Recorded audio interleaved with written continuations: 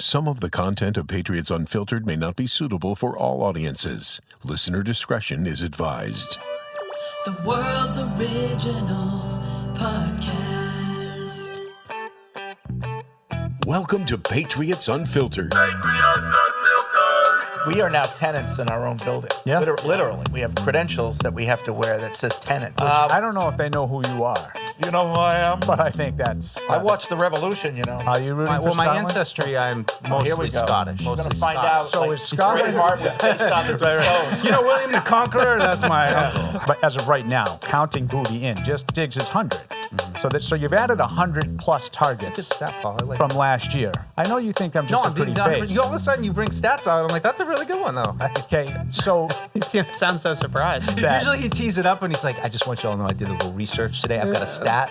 you're going to make fun of me right now when you deserve to make fun of me because I'm going to be hypocritical. It's not about the best 53. It's about We're the building right a team, 50. not collecting talent. Is that what you're saying? This Bizarro Fred in this show. He's here to point out all the things that aren't as good as you think they are about the Patriots. Best teams in football history?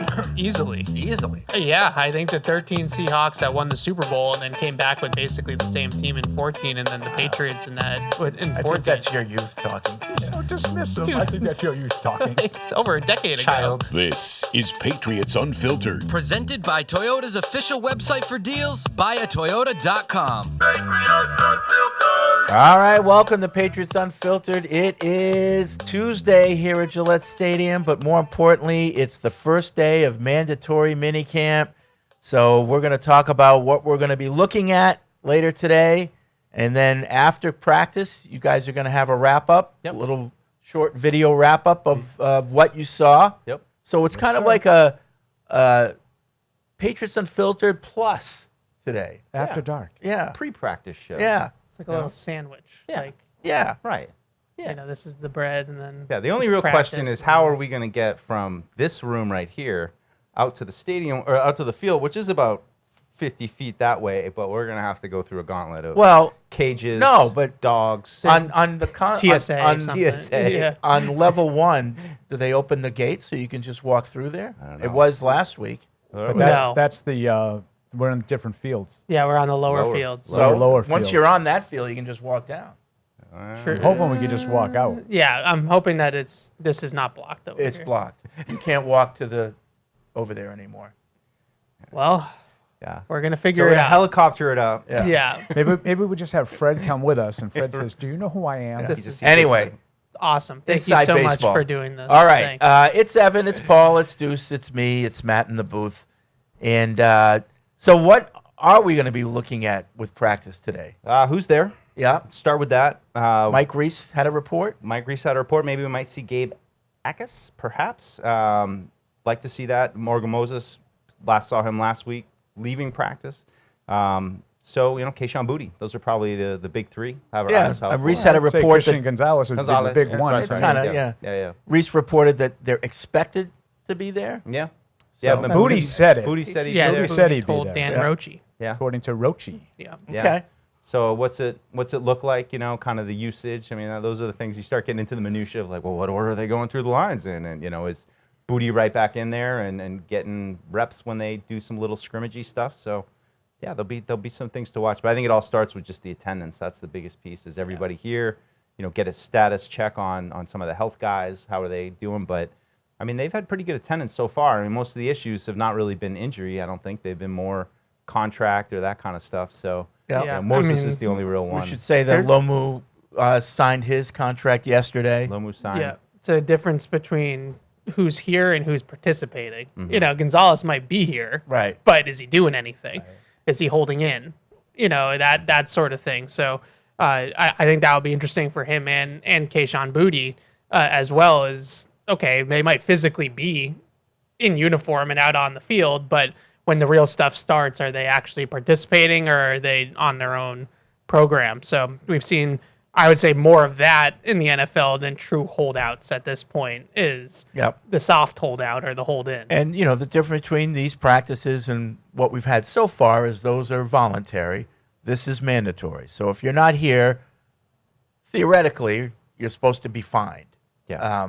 But yeah, I don't know if that ever happens, but you are required to be here if you're on the team. Yep. Yeah, and that's pulsing of that there isn't this huge difference between minicamp and OTAs, which we've seen OTAs. But I would be curious to know, when you are expected to have the full team here from a coaching perspective, what might be different in terms of what, this is a period where everyone's supposed to be here. So do we take specific strides during the minicamp to install important things? Like what is from the coaching point of view, this is mandatory.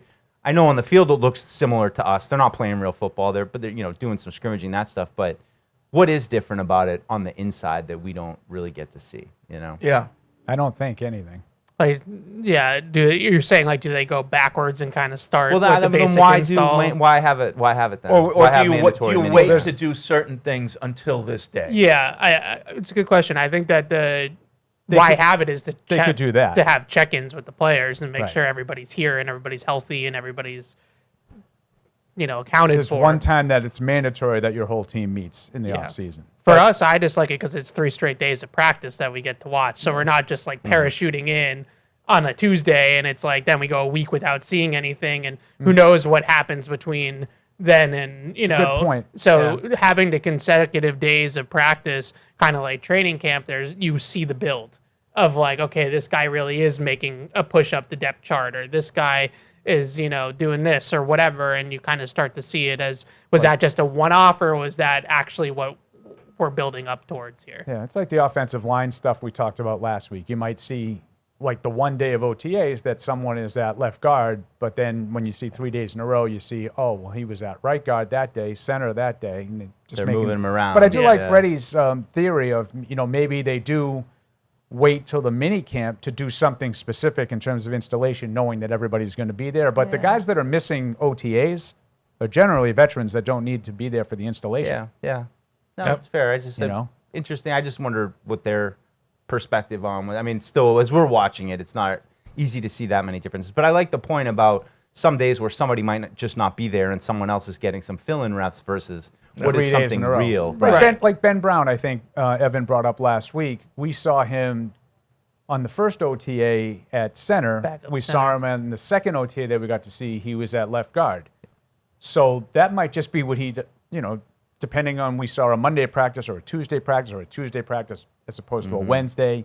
Now you get to see 3 days in a row. So probably see these guys cycle through in different spots. Rotation, changes up. Yeah, and we're also, I don't know how much he's done, but the first time we saw A.J. Brown was his very first Patriots practice, so he didn't do much. So now once we get into these next couple of days, does his participation ramp up at all? And, what's that look like? I think he did 4 reps of team the entire first practice and kind of was just running routes, just to get his feet wet. So hopefully there's some build. But that's what I like the most about mini camp and training camp too, is that you see every day. So you can kind of see what's happening in succession, and that way there's no, well, why is Ben Brown at left guard today? What does that mean? That sort of thing. The other thing we should note is Vrabel will be live around 12:45. So the way we'll end this show is when he goes live, we'll say goodbye, and the show will go to him live, and that's we'll sign off with his live press conference. That'll be the last thing you see. Yeah. And training camp practices are been released this morning as well. Announced So if some you want dates. to get on down here for some joint practices, We got 13 open practice dates. Yep. And do we have them? Do we want to read them out? Well, the first day of school is the 24th, so that's Veteran Report Day. but that's not an open practice day. That is not an open practice day. The 25th, that Saturday, is the first open practice. Right. So unlike a long time, open practice starts on a Saturday this year. Usually it's a Thursday or a Friday. It's a Saturday, which is different, but the 25th of July is the first open practice that fans can go to. And then there's 13 total, including 2 joint practices with the Colts. Nope. One with One with the Colts. I'm sorry, one joint practice with the Colts Yep. and 2 joint practices with the Eagles. Yeah, that's August 11th for the Colts and the 19th and 20th with the Eagles. Yep. So- Which will represent the last day that fans are welcome at practice. I think the best thing that fans can have access to, like, it's free. You can come down. You see 2 really good teams. In the case of the Patriots and the Eagles, maybe we'll see about the Colts. They were good last year until they lost their quarterback. Yeah, and you see them go toe to toe. It's pretty cool. It's a great atmosphere. It's a great take. Great take. Yep. Still working on trying to get some cover for the stands over there. That's my organizational goal is to get. You're working on that? Yeah, that's my goal. Get What the do you cover mean? of the people. Well, you know the Oh, stands. the metal Are you in stands? the like metal stadium stands ops now? that are Like, you know, have a I'm goal? dabbling a little bit. We have had some incidents. It's we have incident every single year where someone Yeah. passes out from heat exhaustion. It is right under the sun. So I think that's something that the organization should consider is cover up those stands because You mean the fan stands on the fan side? stands. Yeah. Just get some cover for them. I Little mean, it's awning like or something. people Yeah. are dying. Like sometimes we look down on those fans and I'm like, it's a great take. But I always tell people, go on the hill, find some shade. That's where it's cool. There's So not those much metal shade on the stands- hill anymore. It's not. I think all those big trees are gone. I've seen enough times where you see the Foxborough Fire Department wheeling somebody out. Like, let's. I mean, they have cooling stations and water, of course, but I think they need some gets cover hot. over there. It's like anything else. You need to be smart. People You get know, excited. Stay hydrated. They forget to drink water. Yeah. It gets hot. There's no doubt about it. And Yeah. It's 90 plus. Thanks. Weather-wise, Sitting down for today's 2 a hours beautiful probably day. Shouldn't lead to that, Gorgeous, Yeah. gorgeous. Yeah, to be fun. I like these little check-ins. I mean, this is like the last feels like the breakup party before summer vacation. So you get a last look at everything, and then gear up for training camp, and then it's full go. But I'm excited. No travel. Last year we went to Minnesota. That was fun. But Yeah. 2 sets of joint practices here. I'm not sure I remember. I think that happened maybe once before in my time here. But those are to me the best days, and you learn so much, and to get to see the Colts, they got some good players, and the Eagles, of course. It'll be It'll be a fun interesting summer. when the Eagles are in town, with the whole A.J. Brown thing and what that dynamic will be like. I'm Yeah. sure all cameras will be on him and Jalen Hurts. Yeah. Yeah. Yeah. Really cool. Really cool. Selfishly, I like the road joint practices, but that's just a me thing. You enjoy those. That was fun last year. in All Minnesota. football. Minnesota was Oh, gorgeous. it's you like being on the road it. that long for that, culminating in a game that doesn't count. Just the best. Oh, like no, last year, it's the worst. Fred playing the role of Paul. Like last year in Minnesota, and the hotel is like literally like a stone's throw from the practice fields. You could literally walk right back was and cool. forth. That and- was nice, but Oh, the man. one that ended in Perfect. with the Raiders. Yeah. Oh, Like by jeez. the time that was over, like players were dying to Oh, get yeah. home. It was just like, can we Brown. just get out of here? Trent Brown was dying to There's get home. one. Like, When they landed. Yeah. Can No. we just get out of here? Yeah. It's too long. Vegas is tough, though. That was hot. I mean, Minnesota was beautiful. I mean, everyone was so nice there. It was a really good setting. Tennessee a few years ago was awesome. Yeah. I do enjoy getting to see. It's my only chance to get to see other places, so I do enjoy them. But there's something nice, too, about just being like, we're not going to have to go anywhere this summer.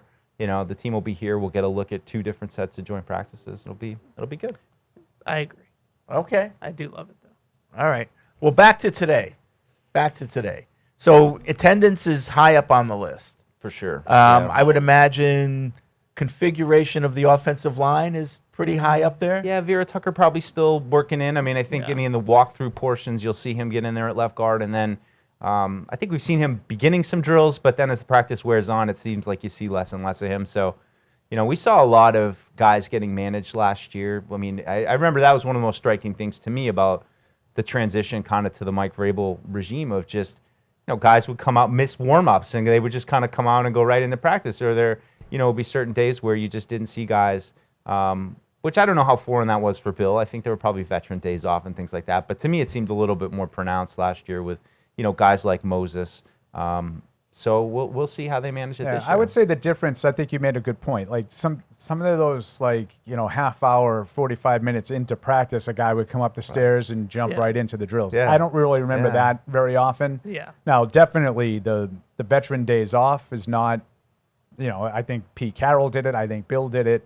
So I think most coaches probably do some of that stuff. But it was like you'd see like Ramondre Stevenson on a random middle of the training camp come up the stairs, well into practice, Yeah. and And then all of a sudden- jump right in. He's Yeah. right in there. Yeah, You that know? that was unique, and it's interesting. I think he was asked about if Vrabel was at some point last year, and he just talked about, they literally track, the sports science people track like how many steps and how many exertions you're doing in terms of running and sprinting and all this different type of stuff. So when they get into positional drills, if they can eliminate that, which is probably the not as important as them participating in team, then that's what they do, and they kind of get stretched out down on the lower field, and then they walk up and they go right into it. But he just mentioned that they kind of almost like reps, they count these things of like how often are you going full speed, how often are you doing this or doing that, and so they decided that it's sometimes better to take them out of the beginning part of practice so that they can do the team stuff.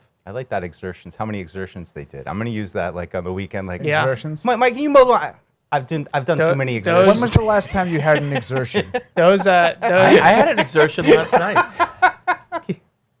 How was it? Sorry, No, I so used- I I have used the to actual word, I have to I'm sorry. redo the That's what they told I have me to to call. redo the joints on my walkway, because the company that did it did a terrible job. So I took it all out, and I got this stuff from Germany called Romex Easy. Ooh. And all you like do from is Yannick. wet everything down, and you Yeah. sweep it in, smooth it out, and it comes out perfect. So yesterday was my window, because you really need 2 dry days afterwards, and it's not, from last night, it's not going to rain again till maybe Wednesday afternoon. So that was my window.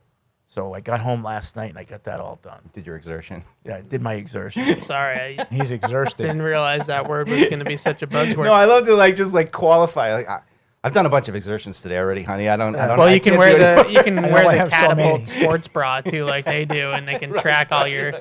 But it's kind of crazy. Like it's preemptive. Like they can literally predict.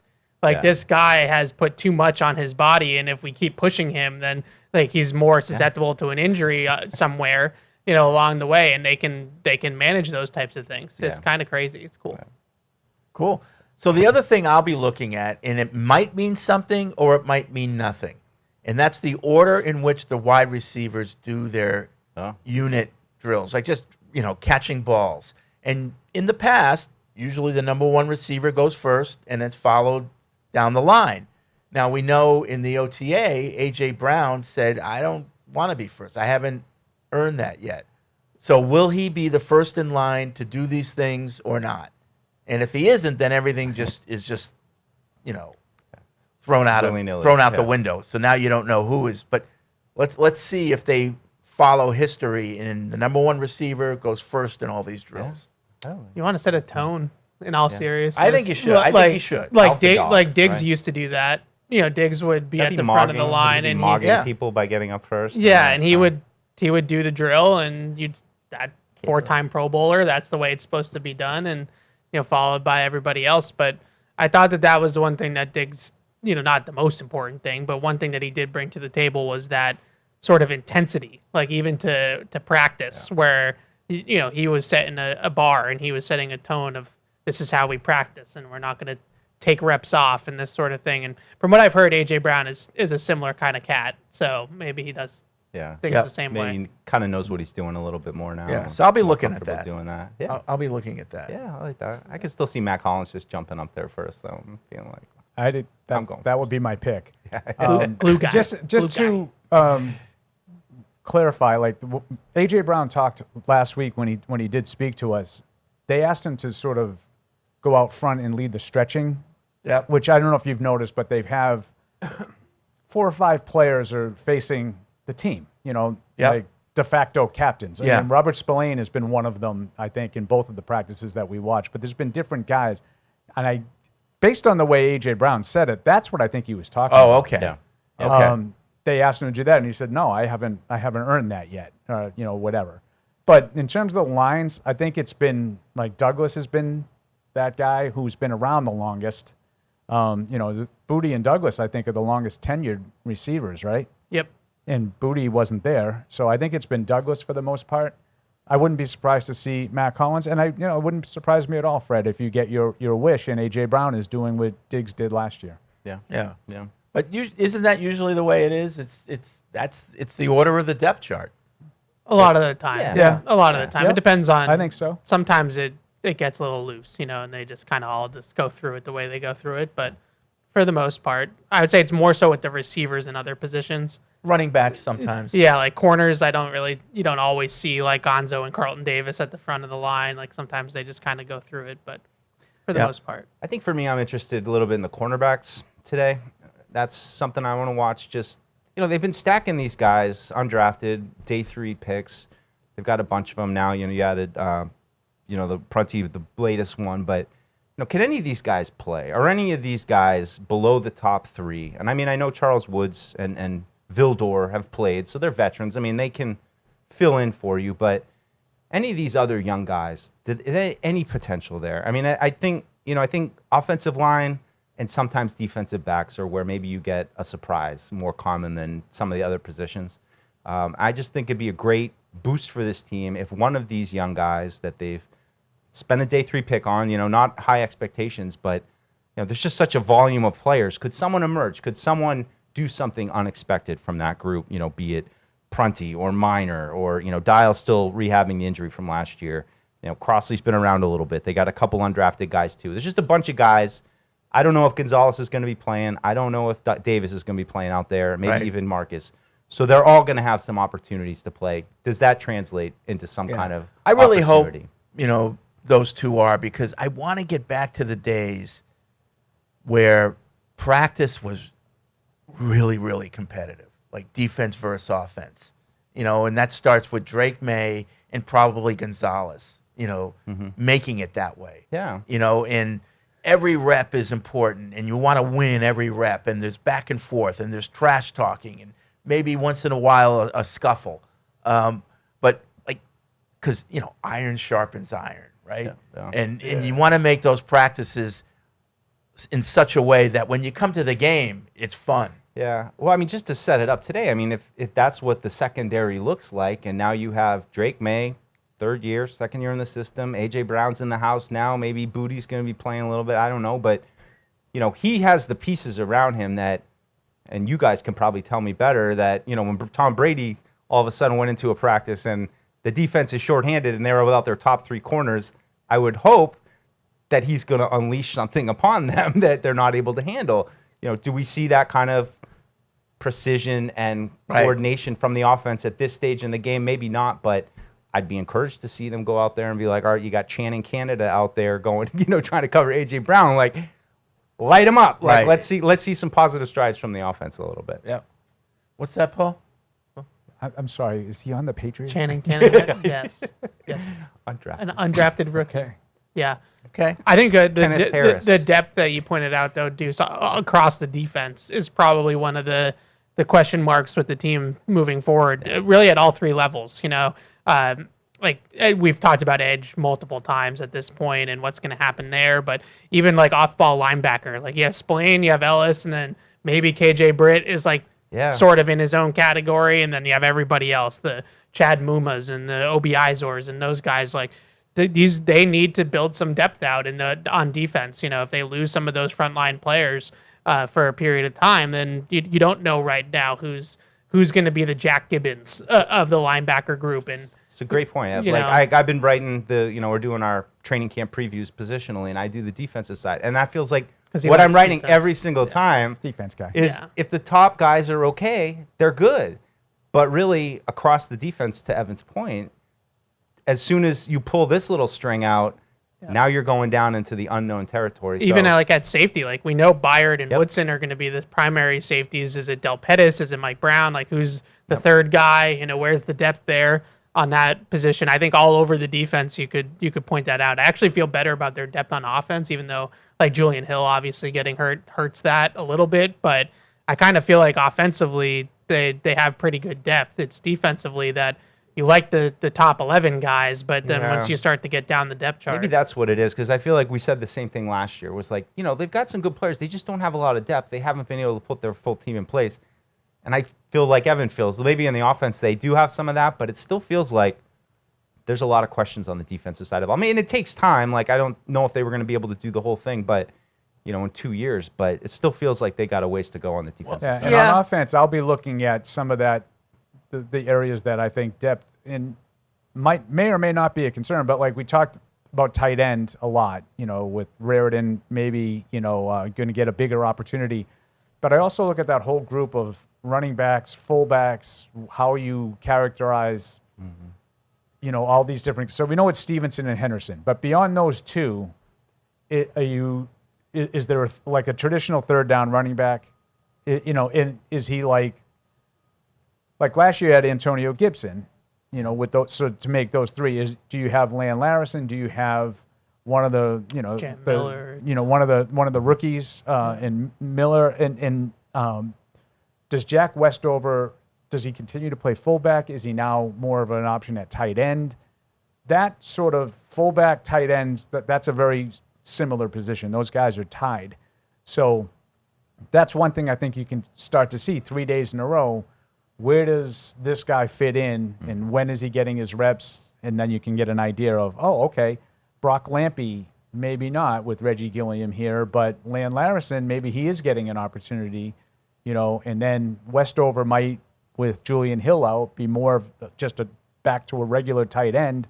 Those kinds of things I think you can start to figure out in a mini camp. Yeah, and do you carry 3 pure tight ends and Gilliam? So then you're really carrying 4 guys in that room, or do you save that roster spot by CJ Dupree, Taylor Arkin? Like, those guys maybe can be practice squad players and elevated if they need to be during the season. Like, that kind of 53-man roster stuff where you might be saving a roster spot by carrying only Henry, Raritan, Gilliam, but you might have some guys stashed on the practice squad. Like, how does that all work out? Because you need 3 running backs. Like, you're going to carry 3 running backs on the active roster, I would think. But that fullback position is now that Gilliam's on the team, so that becomes kind of a numbers crunch there of how many pure tight ends do they keep behind Gilliam. All right, so those are some of the things we'll be looking at. What are some of the things you're interested in? 855-PATS-500 is the way to call. Podcast@patriots.com is the email address. So why don't we get to the phone calls and emails? Just a reminder that about 12:45, Vrabel will be live. We will end the show there and go to him live, so you can just stay here and watch Vrabel as we head out to practice. So that's around 12:45. So let's get to the phones. Christian, what's on your mind? Hey, you guys. How you doing today? All right. Okay. Okay, good. So, hey, as we head into minicamp and then, a training camp, 2 things sort of dawned on me, questions that I had. One is, yes, so from year 1 to year 2, a player, let's say Will Campbell, will study tape, will try to refine himself and be better. It's also the case, though, that defenses will study his tape from last year, figure out his shortcomings and how to expose them. So the question one is it usual that the guy, the player will get better in year 2? What are the metrics that he outpaces the amount of knowledge that the defense gains about him and begins to expose him in year 2? Well, that piggybacks on my second question. Okay. So my second question is, do you have something that? No, I just want to say, I think it gets to a point, like you're right, it's a cat and mouse game, but it gets to a point like talent wins. So if the guy's talented, then the adjustments that the defense are making, he can overcome because he's got the talent. Right. Okay. And so that's my first question about Will Campbell. How do you guys see that metric lining up with some of the better guys that we played last year that kind of exposed him outside of the injury, that is? And then the second question is, with that said, what would it take outside of an injury to see someone like a Caleb Lomo have to get on the outside and maybe push Will Campbell to the inside? Thank you, guys. I'll take it. All right, thanks. Yeah, so far we've only seen, other than rookie minicamp, we've only seen Lomu at right tackle. So maybe that changes at some point in training camp if Will Campbell isn't making that push, that year 2 leap or whatever you want to call it. But as of right now, what we've seen, Lomu's been on the heir to Morgan Moses plan. Would you say there's a much better chance that he beats out Morgan Moses for right tackle than takes over at left tackle? Maybe, yeah. I mean, it's hard to say now because we haven't really seen them in pads or anything like that. But maybe. I think right now that's the plan as it stands today, is that Lomu's here to be a successor to Morgan Moses. And whenever that happens, we'll see when that happens. Maybe it happens organically and there's an injury and he goes in for an injury. But I think to the first question about Campbell, to me, the best thing that, listening to a lot of the offensive line people talk about him too after the Super Bowl, is coming up with more variety of pass sets and how he's attacking pass rushers, because last year, especially in the playoffs, and I don't know if this was related to the injury or what, but he was vertical setting a lot. So he was just coming out of his stance and going straight backwards into the backfield. And it was creating those runways for bull rushers to just get downhill on him and push him back into the quarterback. So, there's different sets. There's jump sets, there's 45s, there's verticals. So, like, maybe there's more variety, and it might not be all of one thing. It might be, this time I'm going to set at a 45, and then next time I'm going to vertical set, and you just change up pitches. And same with your hands. Like, sometimes you punch with two hands, sometimes you punch with the outside, sometimes you punch with the inside, sometimes you hook underneath, and like you do all these different sort of like chess match things and moves to keep pass rushers off balance. But younger guys, I don't think have that toolbox yet. They haven't developed all those different tricks. So a guy like Will Campbell, you hope that he's able to add more of that to more variety to his game, so that they can't just sit on one thing. Like those Seahawks pass rushers, they knew that they were going to just be able to go right through them. So like you have to be able to change pitches and turn different ways and things like that to kind of combat that. So happens with a lot of young guys that they get predictable. Like people know what they're going to see every single time they drop back. So maybe Campbell, that would be to me where Campbell could improve the most, other than like physically, putting on weight and stuff like that. We saw that as early as training camp, where his drop was just too deep. And by the time he gets set, he's almost touching the quarterback. That's not good. Yeah, well, because, I think the biggest problem is like you start getting into the arm length thing. And so like when you give that runway, it allows somebody to kind of come downhill at him. And then his arm is this, and Campbell's arms aren't long enough. So the first contact is established by the defender. So now when you get into that anchor, like the anchor is tardy because he's getting pushed back into the quarterback and then dropping anchor. So that, I think he needs to be more aggressive. And I've listened to a lot of other people say the same thing, where, because he has the length deficiency, if he's more aggressive and he closes down that space instead of creating more of it, then maybe he can go get guys. And he's going to have to rely on his athleticism and his feet, getting in position quicker and be ready. And that's and he has that. That is that's a strength. That's a strength of his. Yep. Yeah. So use the strength. Yep. Yeah. He's got good feet. I mean, I think because Evan laid it out well. It's just hard to. The nuance of that offensive line position. So we'll just block the guy. There's a lot that goes into it mentally too. So, the strength is something Vrabel talked about a lot too. That, Will said it himself. Strength. Yeah, he's strong 20, strength. Start to get that man strength. I mean, he's 22 years old. He's got to start to get, have a kid. You get some dad strength. Start to really be stout. Herm's in D.C. What's up, Herm? Hey, what's going on, gentlemen? Hey, Herm. Real quick, a quick comment and a question. And I apologize in advance. I've been traveling a little bit, so I haven't had a chance to listen. So if I'm beating a dead horse, apologize in advance. But first comment is obviously about the A.J. Brown compensation. The reality is there are no discounts on Ferraris and Bugattis, right? So, that's what it takes to get a deal done. You have to cough up a first rounder. So that, it is what it is. But my second question is this. I know Paul had made fun of me before about that, but I'm starting to come around a little bit to the notion that is the cap indeed crap, right? And I'm looking at the Rams as an example because the quarterback is getting paid. I looked up the left tackle is getting paid. I have to try the trade for Myles Garrett, trade for another corner. I think that's getting paid pretty well. And I'm bringing this up in the context of Drake May obviously eventually getting a huge deal, right? So for roster construction purposes, because in my mind, if he's taking what's the question? Potential cap. Well, so my question is I didn't. We lost them.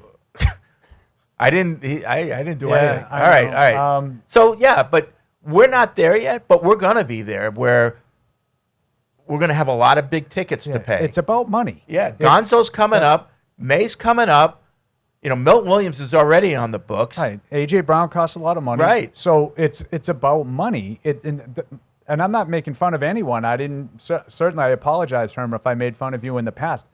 I just would say don't talk about the cap number because the cap can always be managed. But not everybody, and I understand this, everybody has a budget. So the actual dollars matter. And not every team is able to just say, well, he gets a $30 million signing bonus and he gets a $40 million signing bonus and he's going to get guaranteed $110 million. Not every team can just do that or is willing to do that willy-nilly. But in terms of the cap, that's the only thing. So I think Herm was going down the road of, now you got A.J. Brown, and you already had Milton Williams, and then here comes Christian Gonzalez, and then next year it's going to be Drake May. Yeah, no, I don't think it's a foregone conclusion that everybody gets some. I think that's a perfect world for Patriots fans, and I think that's what we were all expecting and hoping, but I don't think it's a guarantee. Yeah, I mean, you still have, and Elliot Wolf was on the record talking about this, that everything has to be done through the prism of eventually Drake May is going to be paid. And they have to, all their moves, but Drake May has one more year left, really 2 more years left on his rookie contract. Then they have the 5th-year option, and then they have an extension. So they really have like a window of 2 seasons, I would say, before he's expensive. The 5th-year option would be expensive, but not $65 million a year or whatever. So they really have 2 years. And in theory, like a guy like A.J. Brown might be a 2-year window. Like that might be a player that is here for 2 years. So by the time they're paying May, Gonzalez, top of the market salaries at the same time, that might not be until another 2 or 3 years down the road. So right now they have this kind of window to go all in on the talent around them on the roster. And by the way, if Campbell does improve and is our left tackle of the future, you're going to have to pay him too. Yeah. And left tackles aren't cheap. Yeah. So there's some big tickets down the road. You're going to have to get ready for that. Once they hit the point where Drake May's extension kicks in, they're going to be kind of in the same position Kansas City is in, where there's going to have to be probably other things that will go. Tyreek Hill gets traded, Trent McDuffie gets traded. Those types of things. That's on the table because he's going to be $70 million a year at the quarterback position. We might have to lose the vending machine. We might. Snack room. Well, that we already paid for. I know. So. Well, it's easy to get caught up in this at this time, and then we got to sign him, and then this guy's like, the team's all signed for this year. Right. But I know. let's watch the game. I don't like playing GM. But Evan's to right. me, it takes the fun out of it. Yeah. I don't want to worry about. Let them worry about the Well, money. that's why I brought up the window, because we're really worrying about something that's like 2 to 3 years down the road. Right. So they don't really now. If they sign Drake May to his extension next offseason, then that usually rips up the 5th-year option. So you're talking about paying him big money in his 5th year instead of his 6th year. Technically speaking, and I wouldn't do this because it's bad for the player and bad for everybody, but they could pick up his 5th-year option and kick the can down the road another offseason and not pay him until between 4 and 5. They could franchise him too after that, but that never works out. It usually doesn't, but those are the types of leverages that the teams have that, this is ahead of time, right? This is ahead of schedule, Christian Gonzalez, that we're giving you the money this offseason. We really don't have to give it to you. Those are the things that work out because whatever you pay him, a couple years later, it's not that much, Max in Santa Barbara writes in, podcast@patriots.com. My question is, why are so many of you, he has in parentheses Evan, so ready to run Booty out of town? You complain that they don't develop receivers, yet you're fine with sending Booty off. Not every receiver is Moss, Justin Jefferson, Puka Nacua. He's a reliable receiver, and in today's NFL, that seems to work. I get the feeling that future offensive coordinator Evan would have run Givens and Branch out of town.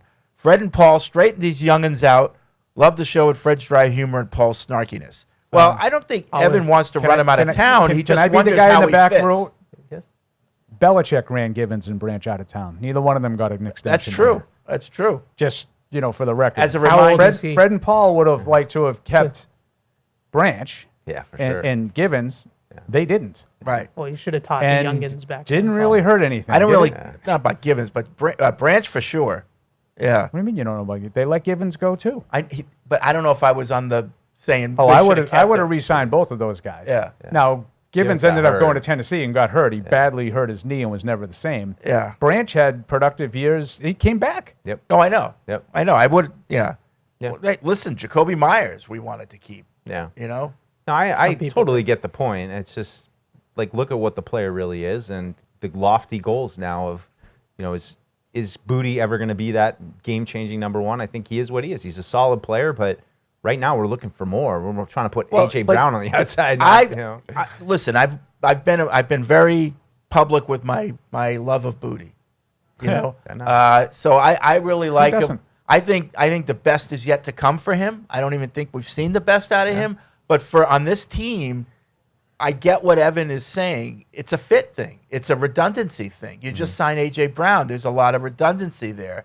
Can you afford to have Booty on your team as a backup? And will Booty want that? It's clear that he doesn't. If Booty wanted it and fully embraced the role, I would do the same. Like, it's not the same as the Diggs thing because it's so different roles, those three guys. But I would keep Booty and say, never know. He might need a bigger role because someone might get hurt, and I'd like to have a guy that is already produced in that role. I mean, Perfect is there no world, chance? Is there no chance he's on the team this year? Is that No, there's a chance. There's always a chance until he's not on the team. I mean, but he doesn't want to be on the team. Just like reading tea leaves, I think if they got an offer that they liked, then he would already be gone. Yeah. Like, this has been 2 off seasons in a row that his name has been floated in trade rumors, and this one especially. And I just don't think that the offer has been great, that they've been blown away to be like, let's do it. But it's just a redundancy thing. I mean, he was talking to Dan Roach at some charity event, and he said, well, I'm an X receiver, A.J. Brown's an X receiver.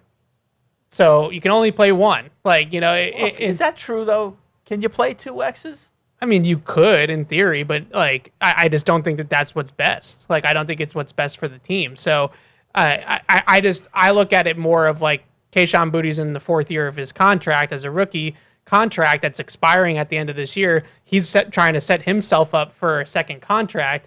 And if he's backing up A.J. Brown, how is that keeping everybody happy? Like, are they all going to play nice in the sandbox when his role and his snaps and his targets are reduced to nothing because unless A.J. Brown gets hurt, he's not playing? And so it's not anything to do with Kayshon Boutte or his ability. The only thing I push back on with Kayshon Boutte is, the guy caught 40 passes for 550 yards, and we do act sometimes like he's Randy Moss. 33. Yeah, like that's the only difference that I kind of push back on is like, technically, like in theory, guys like Kayshon Boutte are replacement level players. Like, you should be able to find another Kayshon Boutte. I don't think you can just find another A.J. Brown, which is why they traded a 1st-round pick for him. Dylan says, we're back, baby. I love this time of year because it guarantees the same things from everyone every year. Deuce will gawk over a big guy and latch onto a random defensive player that he knows in his heart probably won't make the team or get any playing time but falls in love with anyway. Fred will be overly optimistic about an offensive player, most likely a receiver, fully open to committing to someone having a 6-year breakout season. Paul is there to play what he considers to be the devil's advocate, which is really just a pessimistic rebuttal to Fred's optimism, which is just him laughing and saying, I don't know. And finally, Evan will explain how he will not be taking the cheese this season, fully explaining past years, insert Tyquan Thornton story, that he has done this. And he will use that to transition into a story of him fully taking the cheese of a speedy receiver looking good before the pads come on. Never change, boys. What a fun season coming up, especially when we get Thibodeau. Nope, not this year. Not this year. You're not taking the cheese this year. Good spring for Pop Douglas, and I'm not doing it. No? I'm not doing Land it. Larison Island? Nope. Different positions. So we'll let that one go. He opens the door for Land Larison. Pop Douglas. catch the ball. I hope that, Not last week he didn't. every spring, even training camp last year, Pop had a great training camp. And people were building it up. Not doing it. I hope it happens, but I'm not doing it until we. Will get you to be keeping an eye on the Tyquan Thornton hype in Kansas City though? It's funny because this is what happens, and I feel bad a little bit for Chiefs Kingdom because like you Tyquan Thornton does this every spring because he's the fastest guy on the field, and when it's just a track meet, like he's gonna look like he's a superstar, and then you start playing the real games, and he's Tyquan Thornton, and I feel bad because I've been there. So I've been there. I know you're going to defend yourself against taking the cheese. Yes, but I'm trying. But if there was the trap that you would fall into, who would it be for? I can't quit Pop. I liked him when they drafted him. I liked him when we saw him at the Shrine Bowl years ago. I still love the skill set. It's just in games it's been okay, but he hasn't taken that next step. He hasn't taken that consistent next step to being a top 3 receiver. But I just love the idea of it because I think he's a little bit more down the field than like your traditional Efton Chisholm slot receiver. Paul, what cheese would you nibble at? For this year? Parmesan, mozzarella. Probably the Raritan, Eli Raritan. I think there's a skill set there on paper that, quite frankly, hasn't really manifested itself on the field at Notre Dame. So I think if I'm guilty of taking the cheese, it would be on him. Now, Raritan? part of that would be because I tend to gravitate to the guys that I do the profiles on too. Sure. So yeah. How Eli about you, Raritan. Deuce? I'm gonna still stick with Akis. Yeah, I'm with you on him. You know, Yep. I think they need him. That's a position. I mean, again, going back to the profiles, it's He like, better you know, be the second round with pick. Landry, you know, it's just I think it all starts with him. What is he this year? Is he a rejuvenated player who had surgery and kind of gets back to that level we saw the first few weeks last year, or is he, you know, a player who's going to continue to kind of slowly slide down? I think he's still got something to give, but the juice that Akis potentially provides, I think, is just a critical element for this defense. Do you feel a lot of your media brethren are tempted to take the cheese on Kyle Williams? Yep. It's a good one. It's a good one. I think that we've seen a little bit of inconsistency in the practices that we've watched already with him. So I think that's maybe It's a good one, Fred. poured some cold water on it just a little bit. And then Vrabel had this story that a ball apparently went off his hands and right to the defense in practice a couple weeks ago. So I'm skeptical of him. Yeah. I just, you know, It's there's just- certain it's another guys one that, that's like, you know, you inconsistent. take the cheese, you're not taking the cheese, and there's just something about him that it's the consistency for me. Yeah. And that's what I think we need to look for in his second year at camp is day in, day out, being where he's supposed to be, catching what's thrown his way and what's catchable. You know, he's got a great personality. He's very funny, and, you know, I love every chance I've had to be around him. He's, you know, got this gravitational kind of pull to him. But at the same time, sometimes I notice, like, the guys who are great in the NFL, there's a certain focus and edge to them and, you know, attention to detail, and that's the great ones. And you might expect him to be a good player, and that could be fine, but for him to be a real impact player and for them to say, you know, hey, I mean, in a perfect world, to me, you're looking at, we got Dobbs and Brown. We just need that one guy who can bring some speed down the field, and I don't see why it can't be Kyle Williams. I mean, those touchdowns he caught last year, you know, great hands, doing what Booty essentially did, just not quite at the same rate, but not too far behind him. So I have high hopes for him. I like the guy. I like the skill set, but I just think the consistency to me is what needs to And show he up. had a couple, I mean, most notably that Tampa Bay game, that wow moment where he just caught it and he was gone.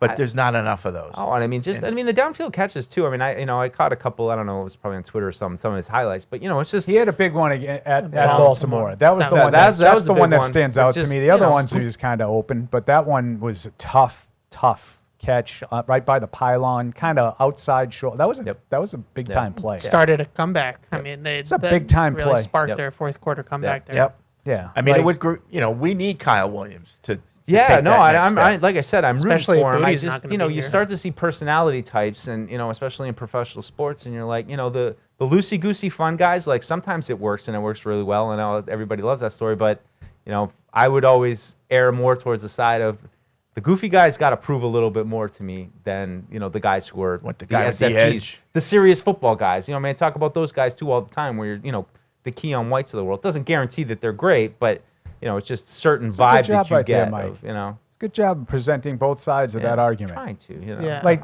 you know, I like the serious guy. Well, you know, it doesn't always work that way either. You know, Yeah. Keon White was serious football dude, no Right. question. Yeah, Right? Yeah. You know. I'm But, trying to Robert think of all Spillane, the you know, goofy he guys. can play. Like he's not the, goofy at all. The goofy guys that have succeeded. I'm trying to think of it. Gronk. I guess Gronk. Yeah, that's a good one. You know, That's a good one. Right. If you get the talent, it doesn't matter who. I mean, it's hard know. to say in the Patriots locker room. Usually, it's more the serious football guys. Sure. I mean, I remember last year when Robert Spillane was coming back from that injury, and like, my goodness, looked like he run through a brick wall. Lead them. Yeah, like I was like, Yeah. you know, it looked like he I was still say he said gladiator leave them. going into the Coliseum. There's not Gronk's a good one, but there's not Yeah. very many of No, those. I agree. And Gronk is Gronk. You know, No, I he's mean, just Chad insanely talented. Ochocinco, you know, like, but Yeah. again, a guy that, you know, and then when it started to go bad for him, it's not so fun anymore when he's here in 2011 and not doing anything. And you Yeah, know, like you think of like the McCourtys and Slater and Hightower and like those types of guys that Ball were lovers. just Yeah. intense, you know. Right. Joe's in Pennsylvania. What's up, Joe? Hey guys, just two questions, like comments, just for you to get your opinions on. But first thing, one storyline I don't want to hear this year is Ramondre and his fumbles. Like I just feel as though it's like from my perspective, he gets a clean slate because I really feel like that affected the whole running back room, especially even Henderson. And then second thing, I saw on a promo for the Colts just a picture, and it was showing Alec Pierce, and it just made me think like, oh, what could have, like the different scenarios that could have happened. But I'm just happy that we ended up with A.J. Brown and where we're at. But just your comments on those things. Okay, thanks. Well, we won't talk about it if he doesn't fumble. Right. The second one's good. Like, would you rather Oh, A.J. Brown, but trading the first round pick for him, or have just signed Alec Pierce in free agency and not having? Because I think A.J. Brown's a better player, but much like better, A.J. much Brown. better player. I don't know right Yeah. now, but much better player career-wise. yeah. AJ Brown. There is some intrigue to me. I think I'd probably lean towards A.J. Brown, but there is intrigue, and we talked about it at the time with Alec Pierce and the skill set that Drake May has, and that seems like a pretty good match. But, you know, even Alec Pierce talked about, I'm going to get this paycheck. I have to do more. You know, so you'd be paying Can he him, and do you more? wouldn't have given the first-round pick, and you'd feel good about the baseline skill set of getting down the field and throwing the ball to him. But can he, in a Josh McDaniels offense, can he be multiple? Can he open up doors for other people too? Yeah, and that would no question. If you gave Pierce the contract that he signed to stay in Indy, he would need to do more, and the risk would be that he kind of is a one-trick pony. He's not capable of more. To which case, I would say that would be a bad signing. You've cost yourself some money. If A.J. Brown is on the decline, I know he told us, you know, wait and see or whatever, how he finished that press conference. But if he ends up just sort of being average run-of-the-mill, then you've wasted money like you would have with Pierce, and you lost a first-round pick. So there's risk both ways. I mean, I don't think there's any comparison of careers, though. I mean, A.J. Brown is light years better than I think A.J. Alec Brown's Pierce. still a better player than Yeah. He Pierce. probably is. Yeah. Probably is. Like, I think it's a projection with Pierce. You're trying to say that, like, yeah, he can go from 50 catches to 80 catches and still, you know, average 16 plus a catch or something like that. That's a projection. He's never really done that. Alexander in Toronto. Haven't been able to listen for a bit, being busy finishing up teachers' college. But I was wondering, do you think the experience from last year with how thin the running back room got down the stretch will lead the team to carry an extra running back this season, possibly opening a path for Larison or the other UDFA backups to make the roster? Yeah, it's Miles Montgomery, maybe the other ones. I mean, I I don't know. think so. I mean, I like in theory it sounds great, but I just don't know if these guys can play. You know, like I don't know if Lane Larison is an NFL player yet. I don't know if Jam Miller is ready to come in Whoever and the be best any one kind out of player, those you know? guys is will probably make it as the third running back. But do you Yeah. need more than 3 on the active No, roster? not with the way the practice squad is set up now. Like, because Back in the day, you could get away with 4 or 5. the Patriots Yeah, used to when- carry a yeah, bunch. people used to run the ball. Yeah, Yeah. you know, I remember those years when it was like, you know, White, Burkhead, early down back. Yeah, They Blount. had, you know, guys like that. Sometimes they had 4. I think the one year they might have carried 5. I remember that. And, Yeah. and everybody said, how are they going to use them all? People got hurt, and they used every one of them. Yeah, well, the Steven Jackson ghost would Right. haunt Bill, but the now with the way you can bring guys up so easily back and forth from the practice squad, usually the 4th running back will sign to your practice squad, and you keep them there. Max in Montana, I'd like a stat prediction, receptions, yards, touchdowns from each of you for A.J. Brown this season. The last time I was this excited about a player we traded for was 07 when Randy came to town. And P.S., Paul, how is your pillow doing? So it's actually me. He wants to talk. How is your pillow doing since it's been a few months now? Oh, I like it. oh, It's pillow it's a share. good pillow. Yeah, It's a good pillow. it's forming nicely. Yep. Prediction. A.J. Brown prediction. Stats. I'm going to do 90 catches for 1,100 yards. Touchdowns? 6. 6. Okay. Are you happy with 80 that? for 1,007. 80. Okay. That's about what he did last year, right? I think so. Somewhere in those ballparks, it seems, right? No. Yeah, I like. I think he's going to be the pure volume guy, so I don't really see like 100+ catches. I think it'll be a little bit more big play, but I think I think he'll be productive. I think they'll find consistent ways to get on the ball. But I think he's going to fit in well as a cog, and I think Dobbs should have some volume. See, too. if he catches 80, right, which would be a down year for him, but the offense is top 5, and other receivers are, upping their game from previous years, then I'm good with that. You talking about Brown? I think he had 80 last That's year. what he had last that year. he had 80? Okay. Yeah. Well, Yeah, I'm not short. I'm good with him. that. I'm saying he maintains his consistency. Yeah. Yeah. As long as the offense as a whole is more consistent against the better teams, then I'm good with that signing. It's well worth the first round pick. I wonder if, the touchdowns maybe were a little low on that. Like red zone wise, he's definitely more of a threat than what they've had. Like definitely more of a red zone weapon than Diggs. So I do wonder if maybe it's only 1,000, 1,100 yards, but does he have 10 touchdowns? I think they need to be better down there.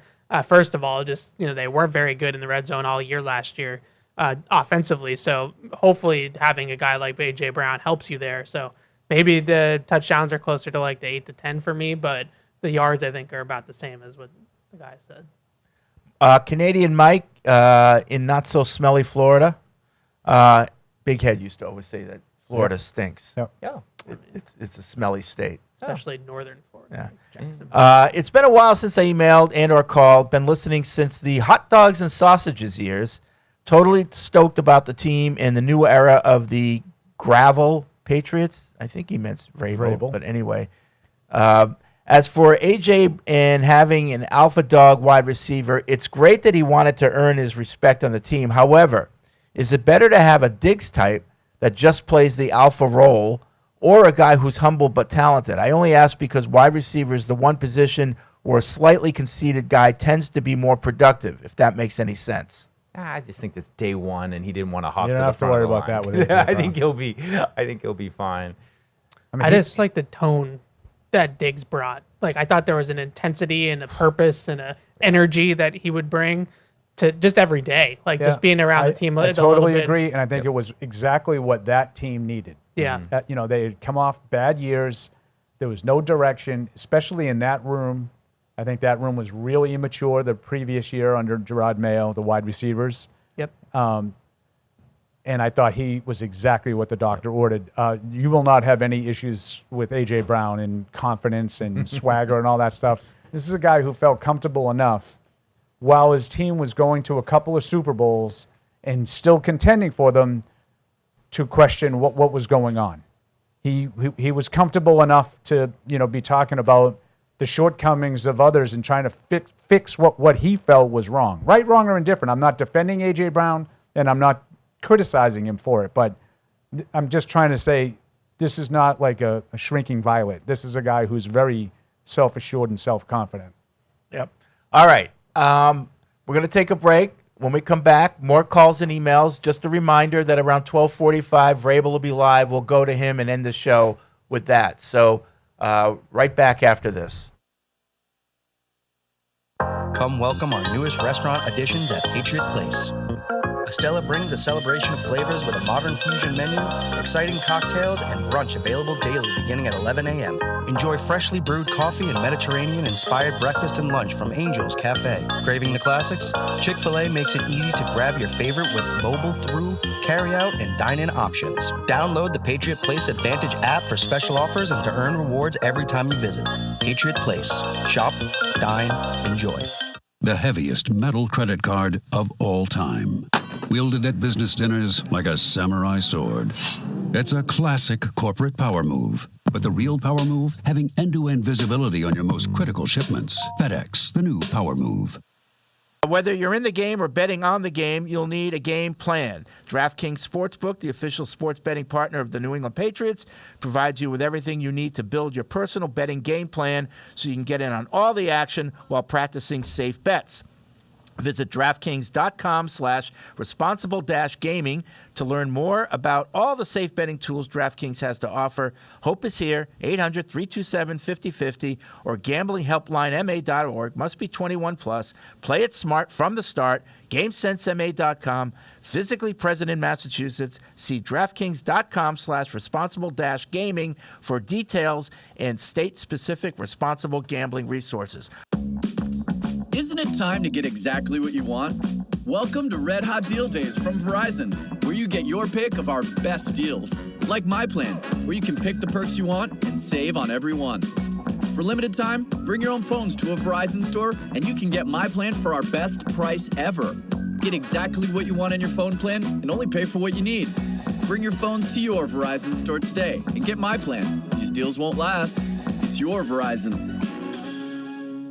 If you're gonna play the game, boy, you gotta learn to play it right. DraftKings is all about responsible gaming. It's more fun when it's for fun. So play responsibly. DraftKings, the crown is yours. Gambling problem? Call 1-800-GAMBLER. 21 plus. Age and eligibility varies by jurisdiction.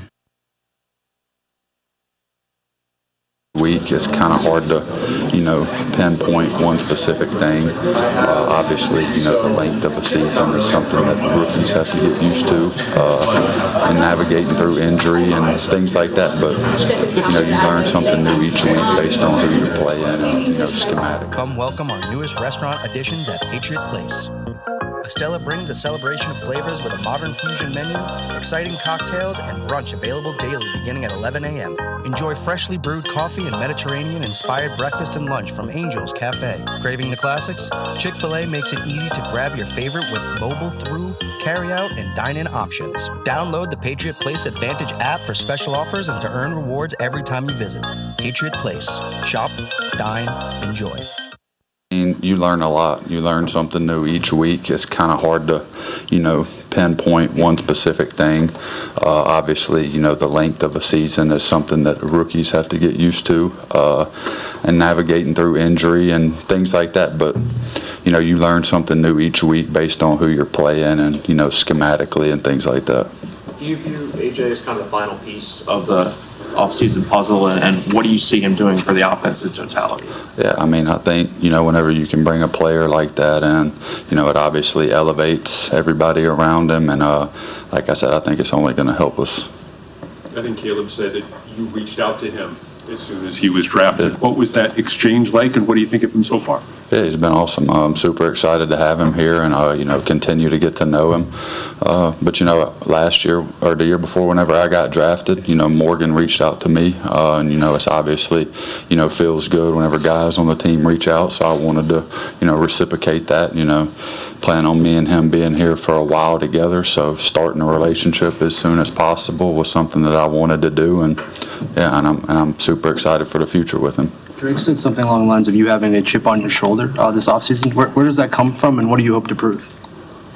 I'm just trying to do my job for the team, yeah.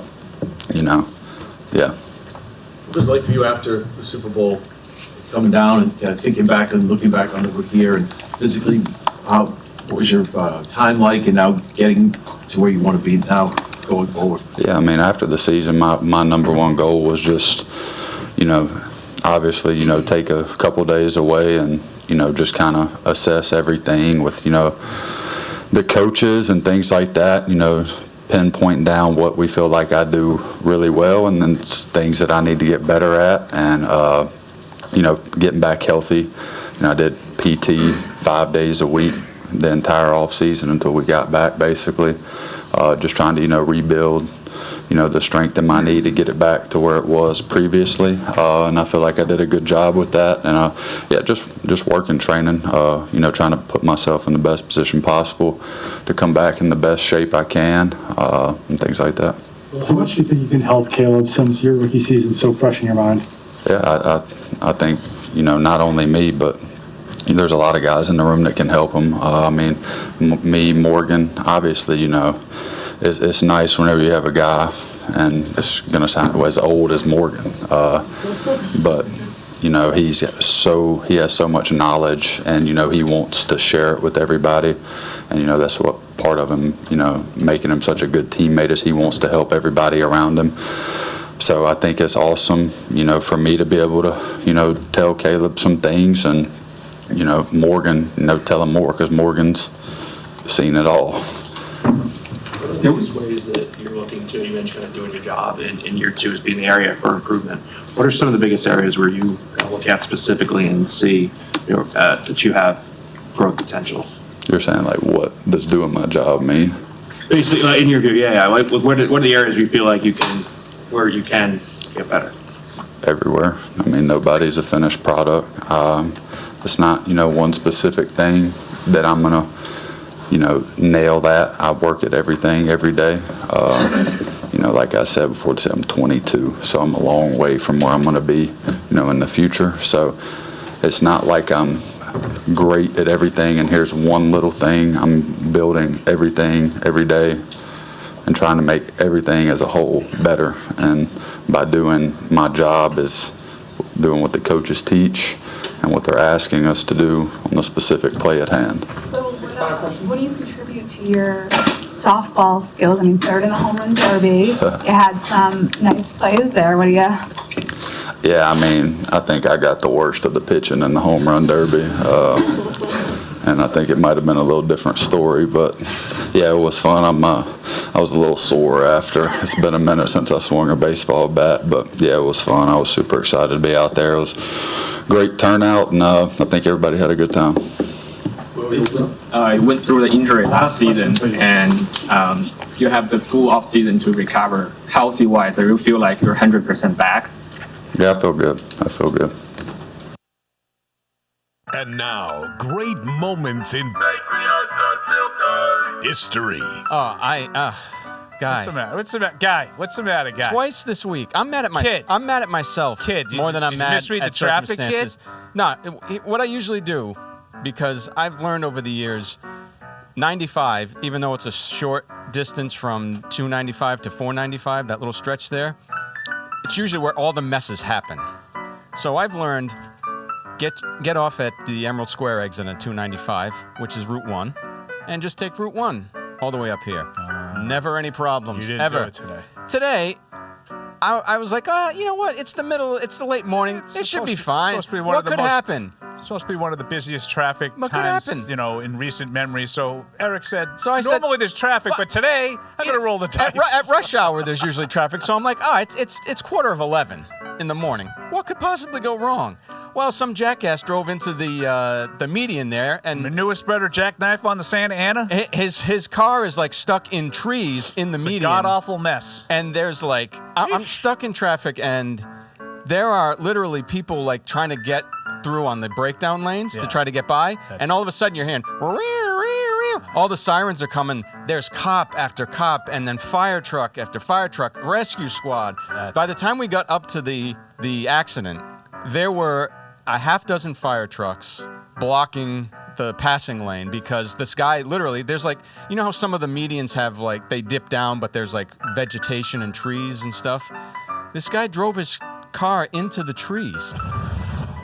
About 5 minutes later. And then earlier this week, we had that thing down on Route 1. Our webmaster got stuck in it too. It was Monday or Tuesday. Cool story, Hansel. Yeah, well, hey. How are we going? Traffic on the threes? That's another great moment from All right, back here on Patriots Unfiltered. 855-PATS-500 is the hotline. Podcast@patriots.com is the email address. Of course, we're talking about what we're expecting, what we're hoping for in minicamp today, tomorrow, and Thursday. We're going to have access to all three. Can't wait.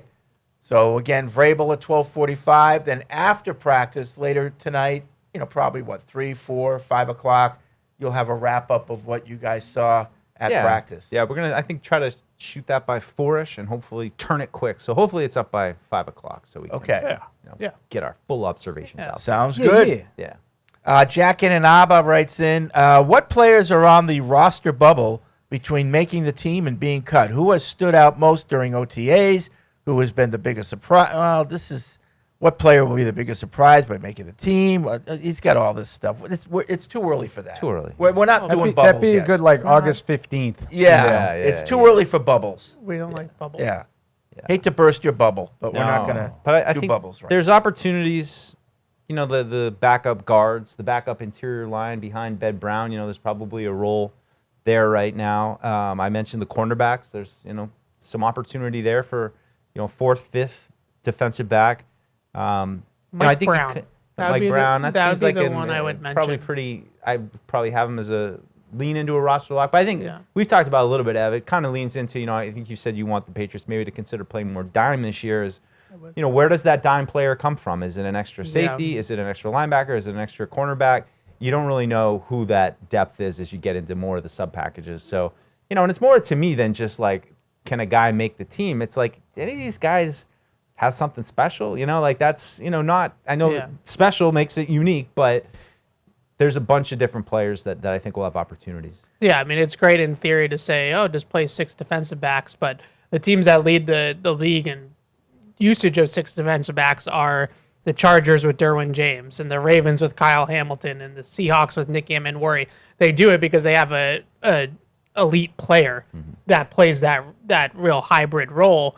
I don't know if the Patriots really have that. The guy that they have moved around, though, is Mike Brown, who's played a little bit in the back end, a little bit over the slot so far this spring, and he's got a little bit more size to him, I would say, than like a Del Pettis. So maybe that allows him to play a little bit closer to the line of scrimmage more effectively. So I think in theory it'd be great to do that, but you have to have the horses to be able to be good at it if you want to do it. Actually, I read an interesting article. I've subscribed to Match Quarters this week. I was like, I'm going to do a little football research here during the offseason.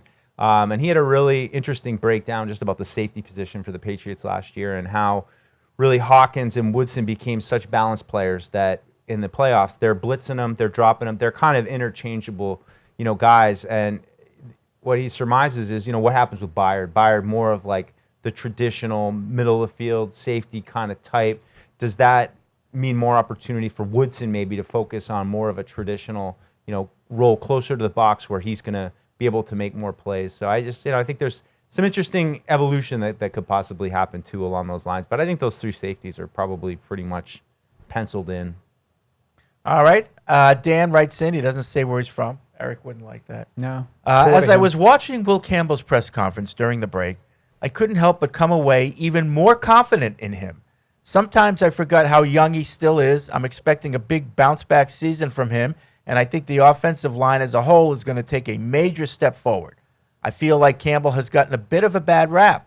Last season, he battled through an injury and played more games than he had ever had before, which isn't always easy for a young player. Despite the criticism, I'm still a true believer in Will Campbell and what he can become. I think he's going to prove a lot of people wrong this year. I'm with you, Dan. Team Campbell.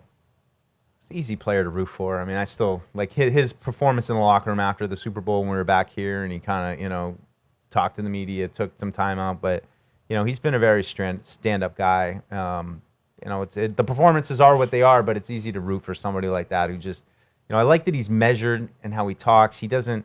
Some guys, when they first get here, I feel like rookies in front of the camera, they keep talking and talking. Just stop talking, Right. Don't say too much. Campbell seems to understand that pretty well. I just wonder if he plays the way he did before the knee injury, the first 13, 14 weeks of the season, like, how do we feel about that? Like, is that a good enough? Is that good enough? Yeah. I think it was probably middle of the road, like average left tackle play. If that's just what he is that good enough to commit to that being, the left tackle for the next 5 to 10 years, or do you need better at that position, I think is the question, because I kind of give him the benefit of the doubt about the playoffs too, and the knee and, the gauntlet of pass rushers he faced. But the first 14 games, if we're giving him a kind of an out for the playoffs because of the injury, do we feel like that's good? That's good enough to win with? I don't know. I do, but I'm some other people might not. Sam's in North Carolina. What's up, Sam? Hey, what's up, fellas? Hey, Sam. I know Mike Vrabel's coming up, and it's absolutely critical that we're here. So, critical. I love the spot that we're in. It's not going to be 14 wins this year. I want everybody to understand that. But we've upgraded literally almost every position, and the fact that ESPN and them is putting us at 14th, like, that gives us something to prove, and that's what you want. I'm so glad they're not glossing us and like, oh, the Patriots is great. They're going to be there. I'm glad it's not that this offseason. it gives us something to prove and something to fight for. Like Vrabel's got his situation. Everybody's got a situation. I love the fact that they're not glossing us this year. And how do y'all feel about that? I'll take it off there. Yeah, I mean, I really don't care that much about it, but if it works, it works. If they can use it, fine. But I don't think that one list really matters that much. It was based on an algorithm that they put into a. No, it's all numbers. Yeah. It's all numbers. Yeah, it's all based. numbers But I think the based. bigger thing, and I've heard this from some of the players that we've heard from early, is the schedule. I think that they want to prove that they weren't a product of the schedule. There you go. And I think they're trying to use that. I think it's a rallying point. That's for a them. good one Then because that's in real. Jacksonville. A lot of guys out of Jacksonville are like saying similar things about not being a one-hit wonder and proving that it has staying power and sustainability of what they're building. I think both teams are in similar spots. Plus, with that. the coach, first-year coach, he's got to prove that it wasn't a flash in the pan. Yep. So those are real things. Yeah. That schedule thing was a real thing. It was, in fact, one of the easiest schedules in the last 30, 40 years, whatever, on paper. So that's a fact. It is a fact that this year the schedule on paper is tougher. So if you do really well this year, that goes a long way to saying, no, this team really is good. They didn't, Yeah, it could be the first making of kind of what Ev and I talked about. They had a special personality last year. They kind of developed all these unique kind of off-the-field characteristics. This might be the beginning of something that they try to latch onto and use as a coaching staff. The old, nobody respects us. Nobody believes in us. Bring in Rodney. Nobody Rodney loves the Harrison NFL more before than the that. season. Right. Let them give them the pep talk. Right, No one believes in us. Everyone's against us, even though we're favored in every game. But that's all right. It works. Deuce is onto something about serious football guys in the NFL. Ndamukong Suh, the all-pro defensive tackle for the Lions, gave his teammates the impression that he was unfriendly. One teammate told the story of going to Suh on the bench after Suh had recorded a sack to force a punt. Suh brushed him off. He didn't want to be bothered with congratulations. After the game, the teammate confronted Suh in the locker room. Suh reportedly said that when he got to the bench after the sack, he immediately began visualizing his next great play, and being congratulated was getting in the way.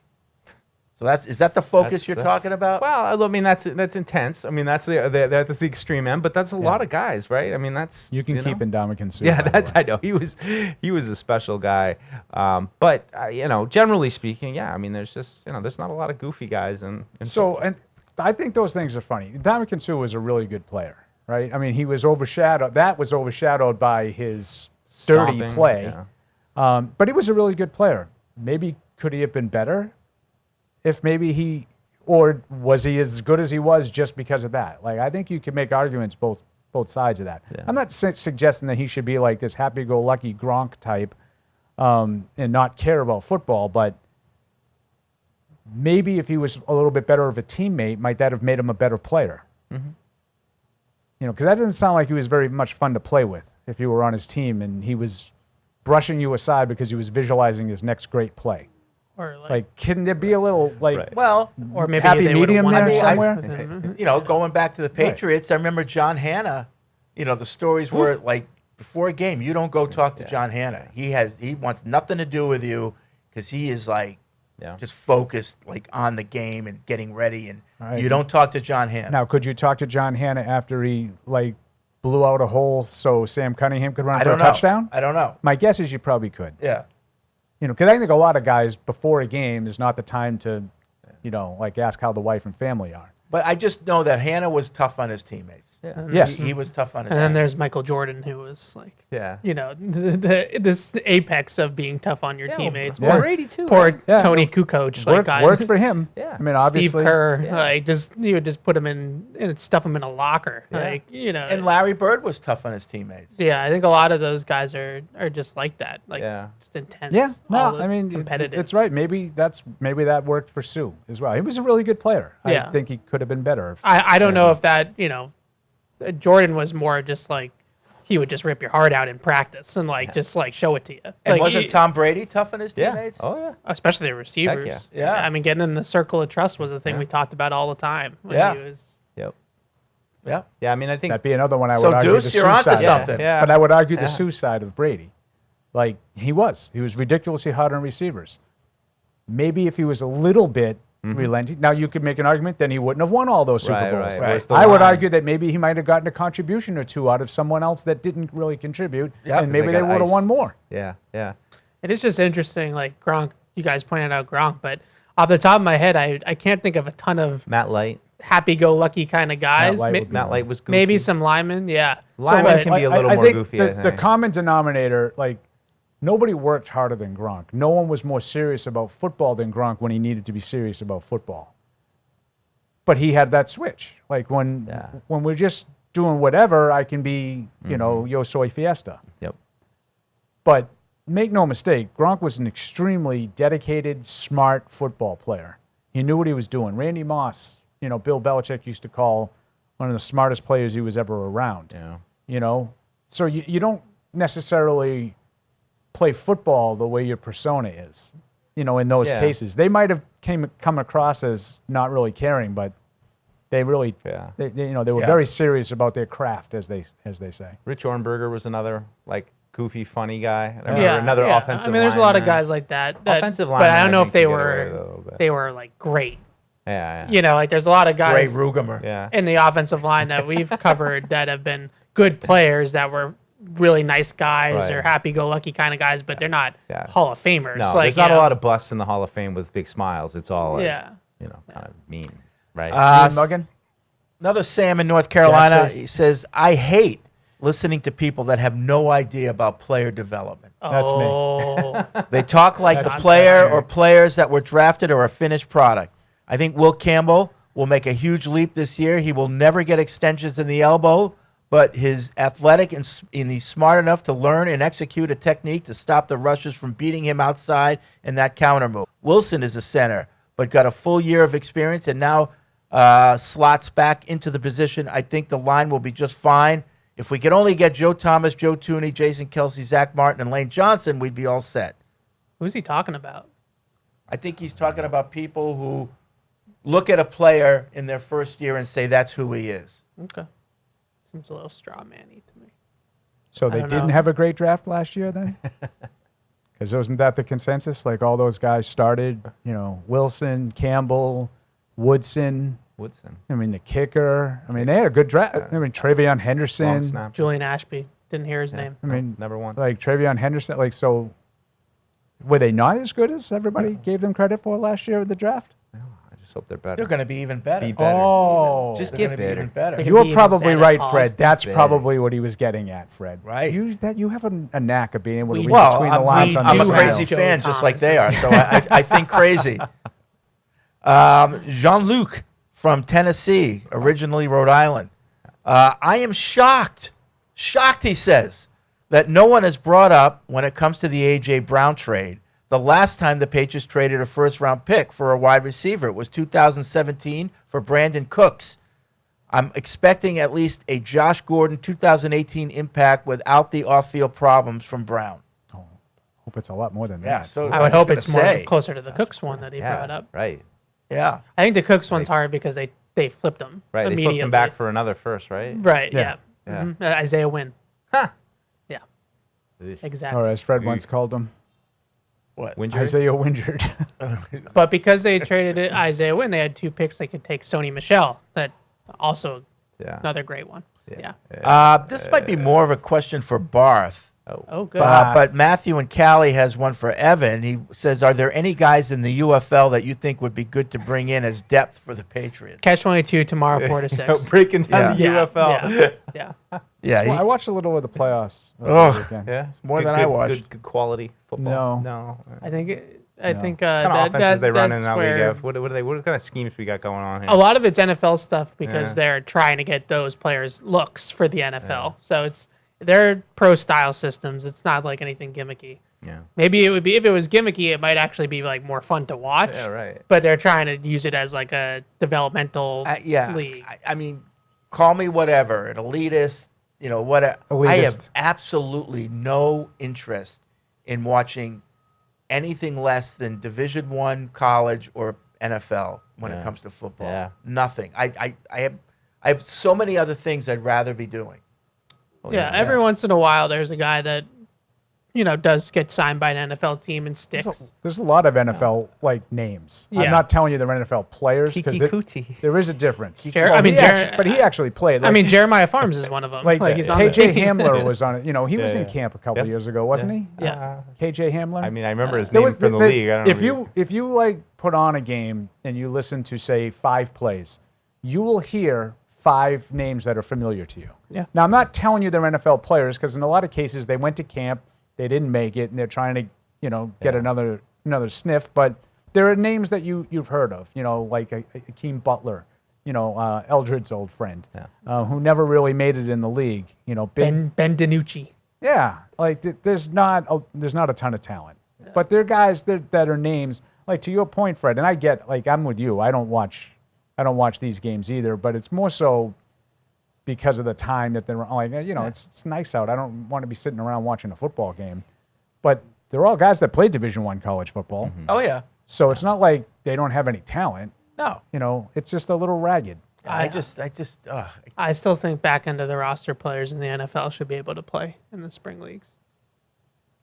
That's Yeah, I wonder how the team, like if you ask Mike Vrabel and his, and the, Elliott Wolf and those guys, could you get the back half of those roster guys more prepared to play by playing right now in the UFL or by being part of your offseason program? And then if they played a 10-game season in the UFL, now you're asking them, take a month off, and then we'll see you, How many in the middle of UFL July. teams are there? 8, I think. I think there's 8. 6 to 8, I wanted to I was going to say, like, if UFL teams were truly farm teams for the pro, so Josh McDaniels would say, this is what I want you to run. Yeah. These are the things I want you to work on with this guy, it would have more value. But, like, it does, like, you can't do what you're talking about because you can't, like, I don't know what they're running. I don't know what kind of system. It doesn't really prepare you for my team. But I think that there's ways around that because it's not going to be Josh McDaniels running it, but you can have coaches that there's only like a handful of buckets of offenses that are run. They're like, so it's not like there's, all 32 teams are running 32 different offenses. So in theory, you could have, a couple teams are running, West Coast Shanahan style stuff. A couple teams are running McDaniels EP kind of stuff. A couple teams are running more spread college kind of offenses like Washington does or whatever. And you could kind of put your players on the different systems. I just think, especially for linemen in particular, the stuff they're doing now, they might be learning more in terms of the mental side of it, but physically there's no development because they're not in pads and they're not hitting anybody. So like in theory, like could a Marcus Bryant get more out of actually getting live reps against other guys that could be on a 90-man roster in the NFL this time of year versus the pajama party that we're about to see in an hour, where they're in a basketball stance just trying to slide and Will there be a pillow fight? Yeah. There might be. I hope so. That was the one time I thought Dan Campbell had a good line. So I hope so. What's going on over there? Do each other's hair too. And he just starts talking. Well, I think it's a question too, though, just because we had a caller talk about development of players. Like, do the NFL coaches feel like they're unable to develop players? Like a guy like Jeremiah Farms, who is through 3 regimes now, held on at the bottom of the roster, and he's from time to time been called up and filled in, and even been signed to the active roster. But would his career trajectory be any different if he was playing in games in the spring? Or I think the question for me is, do the coaches feel like there's a lack of development and we can't impact these players that they're not playing a guy like Marcus Bryant? We don't have enough to give them. I think offensive line-wise, yes. I mean, that's just what the narrative is around it. But I think it's less about like, okay, Marcus Bryant would all of a sudden turn into like, prime Joe Thomas, and more about like, okay, Marcus Bryant might be a quality backup, with more live reps. And that just increases the level of play around the league because these guys are just, the backups are getting better. I do think there's a way. I don't know exactly. I don't have all the answers, but I do think there would be a way to do what Evan's talking about. Maybe you move it up a little bit so by the beginning of June, like right now we're in the beginning of June and they're in the playoffs, maybe you move it up a week or two so it's done by now.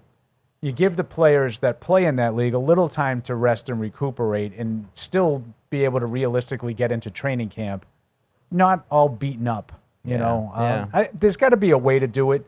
And maybe it's as simple as what Evan's talking about. You get, you know, all the teams get together and say, what kind of system would you like your offensive players to run in? And you put all those guys on a team that's going to run, you know, some version of the McVay offense, you know, if that's what you want. And, you know, 8-10 teams, you could probably figure it out and get players, the personnel divided up properly. Get the league There's to gotta be a way- wrap it up before the draft, though. You know, like start it right in February, like after the Super Bowl, and you've got a guy like Marcus Bryant who's barely played and, you know, is in shape, and can you plug him right into another league? It's not going to affect the offseason here. You know, granted, he doesn't get a vacation. He doesn't get any off time. Yeah, play in March and April, and then you're done. You get on the roster. And all of a sudden, in May, you're finishing up the regular season. You get a couple of weeks of playoffs, then you're done, and then again, you get some time to rest before you have to get back here at the end of July for camp. You mentioned Marcus Bryant, who's huge. I met the German guy. Oh yeah, Lorenz Metz. Oh my God, he's a mountain. Oh yeah. Yep. Is he any good? He's big. He's big. He's German. Yeah. It's about as He speaks German. Yeah, he came in late last year. I think he was like a practice squad Yes, late and last year. he walked through the locker room, and we were all my like, God, "Holy is he crap." huge. When we were over at the new facility, the New Balance building, and we had that like walkthrough that they gave us the little dime tour, and we had lunch. He was in there, and it's just like everything just stops when you see a guy that size. Yeah. Like just how much bigger Talking he is. strudels. Than, Yeah, someone say strudel. I didn't. No, I the didn't strudel I had. I said I dabbled a little in strudel. You know. Do a No, little but strudel. this guy, he is the Lorenz? mountain. Yeah, oh, He's yeah. huge, Low. But like, it would be great if he was really good. I know. Well, it seems like they got a type at tackle. I mean, Crownover, Bryant, Metz. I mean, you know, it's like either everybody that but or the it's starting like the tackler. Right. The Campbells and Lomus, like Campbell and Lomu are very, very similar builds. Yeah. You know, so it's they go one way or the other. They either go for those types of guys, or Athletes they go for the on the Giants. left, mountains on the right. Yeah. Paul in the Colony, if it happens or happened, what would Harold Landry be a surprise cut? Yes. I mean, injuries notwithstanding or impacting I would that agree with Mike. you know, is it just in that regard, I would say more of a retirement than like we're just going to cut him. But I wouldn't be terribly surprised if he's not a part of the team this year, but I think Mike just illustrated it I think perfectly. he's That would be the way. maybe the biggest X factor for me on the team right now. Just where's he at? I mean, maybe he's out there. I don't know. I don't know what extent of his surgery he had. I mean, sometimes people have cleanup surgeries in a couple months they're back in, so maybe he's good to go. So you have no idea what his status is, but yet you say it would be a surprise cut. If they cut him, yeah. yeah. Like it wouldn't be an overly surprising development if he's not on the team. But I just think that he would be like, you know what, my knee's not responding. Okay. Yeah, I mean, one of the first picks they went and signed when they got here, you know, the relationship between him and Vrabel, they've talked about off the field, incredibly close. He was a captain last year. He has a skill set at a position that's not the thickest or, you know, deepest or most proven position. So I would be surprised. And there's a range, though, of like come back and he's still a really solid player, or this is somebody who we're going to need to replace sooner than later. Yeah, unfortunately, the thought has crossed my mind of, is he one of those guys? Remember James White, you know, tried to give it a go 2 weeks into training camp. He was like, it's just not happening. The body's not bouncing back. And I hope that doesn't happen with him, but it was something that I thought about with Landry is it could go that direction if, you know, the knee just is chronic and is just not going to get better. And because we don't even really know. Last year was even a mystery in that. I mean, it looked like when it happened, what it was Saints? I think. Yeah. Oh, like it looked like a. That's it. There goes his ACL Yeah. or MCL at least. And then it was like an ankle on the injury report. Then it was back to knee, and you know it was just bizarre. They were still playing him at the end, but he wasn't really anything like the player he was the first 4 or 5 weeks of the season. Let's see. Who's Noah in Toronto? I've heard a lot of Patriots media members saying that the Bills roster got worse this offseason, Alex Barth. Did it actually? They didn't have any major personnel losses besides the guard David Edwards, but add DJ Moore, Bradley Chubb, a lot of secondary players, plus their draft picks. More specifically, the coach, McDermott for Brady, unknown. Skill positions, Reggie Gilliam, DJ Moore, upgrade. O-line, David Edwards, Austin Corbett, downgrade. D-line, added Bradley Chubb, TJ Parker, upgrade. And secondary, Taron Johnson, Cam Lewis, go to D. Alford, CJ Gardner-Johnson, Geno Stone, blah, blah, blah. He thinks that's an upgrade. So I think that the biggest question is those names he said at the end. Defensively, they're turning the roster over. Was a lot of those guys, Milano, Taron Johnson, who was a terrific player for them at the nickel for many years. Their safeties, like all these guys that were the 2020 to the 2023, 2024 Buffalo Bills that were a wagon. Those guys are all aging out, and they're turning that part of the roster over. So is the email correct that D. Alford and these other guys are better fits? Yeah, better would than the be my guys question. that they're replacing. I don't know. Are TJ Parker a hit? Bradley Chubb is one of the worst free agent contracts anybody handed out all offseason. So that one I don't necessarily agree. Yeah, but I'm not high on that. But these other moves that they've made are to replace guys that were kind of like big deals there. They were pretty well known, like high commodity players for them for years, and they've aged out. So Milano's still a free agent. He's still available. But those guys are getting replaced, and are they right? Do they hit on the replacements is gonna be the big question with them. Darius in Louisville writes in, I want to say love the football season, and in the past I hated off season because it took forever, but you guys make the off season fast and fun. Always good laughs and good debates. Keep up the work. One question. Would you rather have Brown and Dobbs each have 120 or more targets, or have one get 150 and the other 75? I don't care.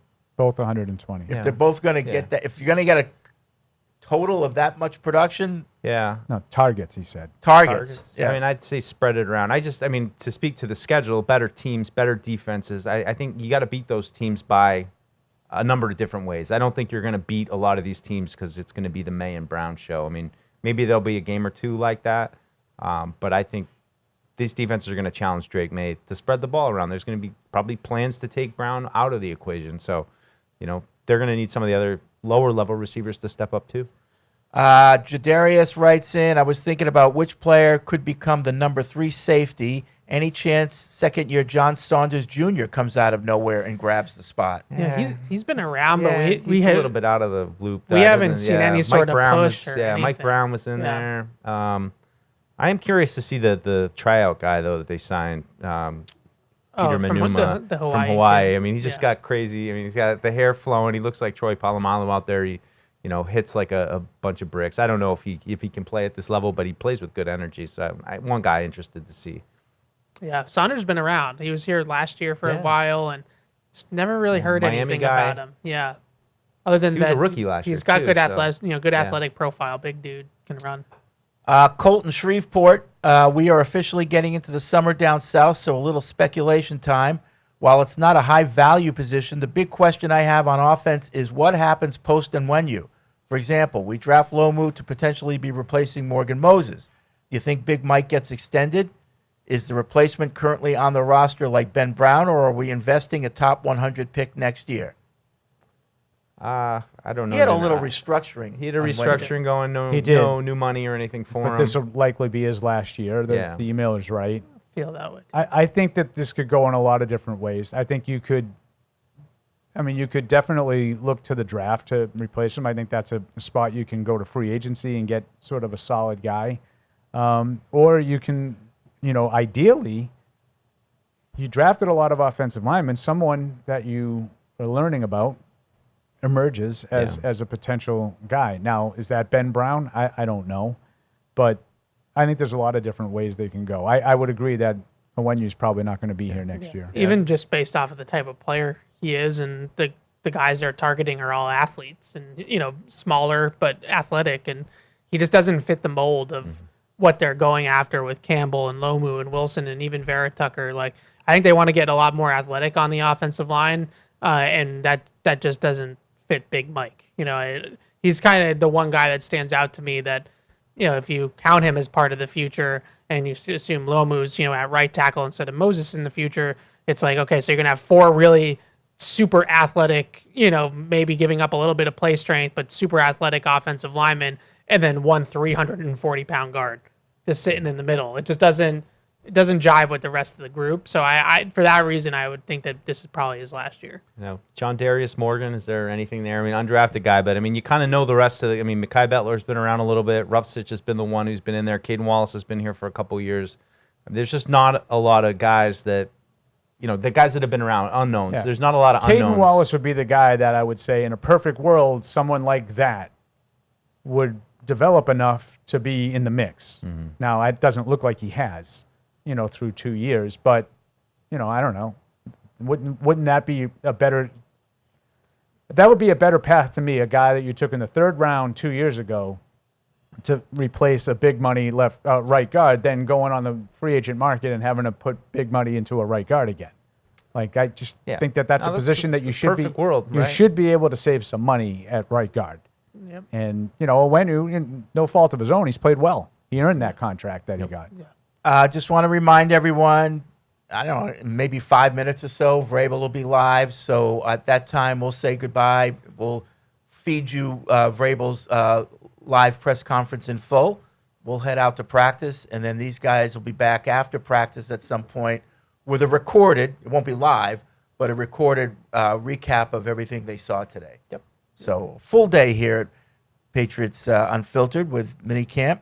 Matt writes in, I'm really excited to see Henderson break out this season. I think a lot of people are going to be surprised with how much more effective he is given the new talent we have at wide receiver and the O-line.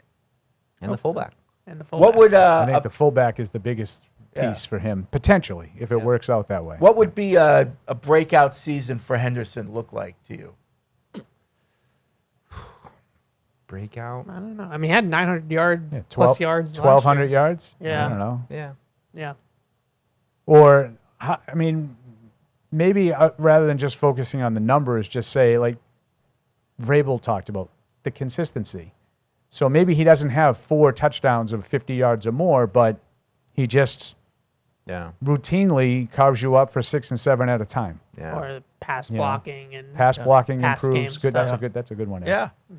Ralph is in Haiti. What's up, Ralph? Hey, what's going on, fellas? I haven't called in a while. Hey. But I'm super excited about this year. Nice. You have no idea. I got the Haitian fan club. We're about to get it crazy, and we're coming to Gillette Stadium this for the Scott game. For which game? Scott. Yeah. Scotland. Okay. Yeah. Scotland. Oh, okay. Yeah. All right. The whole So of Dorchester. what is Haiti's chances in that game? Are you going to win? Of course we're going to win. What are you talking about? Like, Okay. what are we- Who's the best player on Haiti's team? Everybody. Let's put it that way. I'm not setting up no disappointments. You really are a Patriots fan. Yeah. Yo, but listen, I got 2 points, man. Like, it's real quick. I don't know how y'all feel about it. Line looks good. Just move Campbell to the inside and start the rookie. And then after that, if we don't get Diggs, I say let's get a draft pick for Booty, and then line up 5 receivers. Sounds good with me with Brown and Hoppin and Williams as the speedsters. They'll get crazy. But if we do get Diggs, I'm not mad at him because he gets open. Regardless whether he lost speed or not, he still gets open on those intermediate routes. And we line up those 3 top dogs, it's going to be a problem for everybody else. That's all I got to say. It would be something to say, Ralph. Have a good time at the game. That's Absolutely. really cool. Good luck. Yeah. That is awesome. Scott in Irvine, Kentucky. Scotland's -1.5. So. Oh, that's a huge Wow. line. Yeah. Right. Yeah. And in soccer, 1.5. Every game is assumed to end in a scoreless tie. So -1.5 is significant. That's like being favored by like 28 in a basketball game. Boomer alert. I'll be rooting for Haiti. Why not? I got to root for Scotland. You have to because Scottish. I'm only rooting for one team, the US of A. Oh. Okay. Are they good? That's it. Yeah. No, they're not. Johnny Patriot over here. When it comes to the sports teams, yes. They have I think the 10th best odds to win the tournament, which is So you're saying there's a generous and probably because it's home mostly. But it would be great for them to do a run.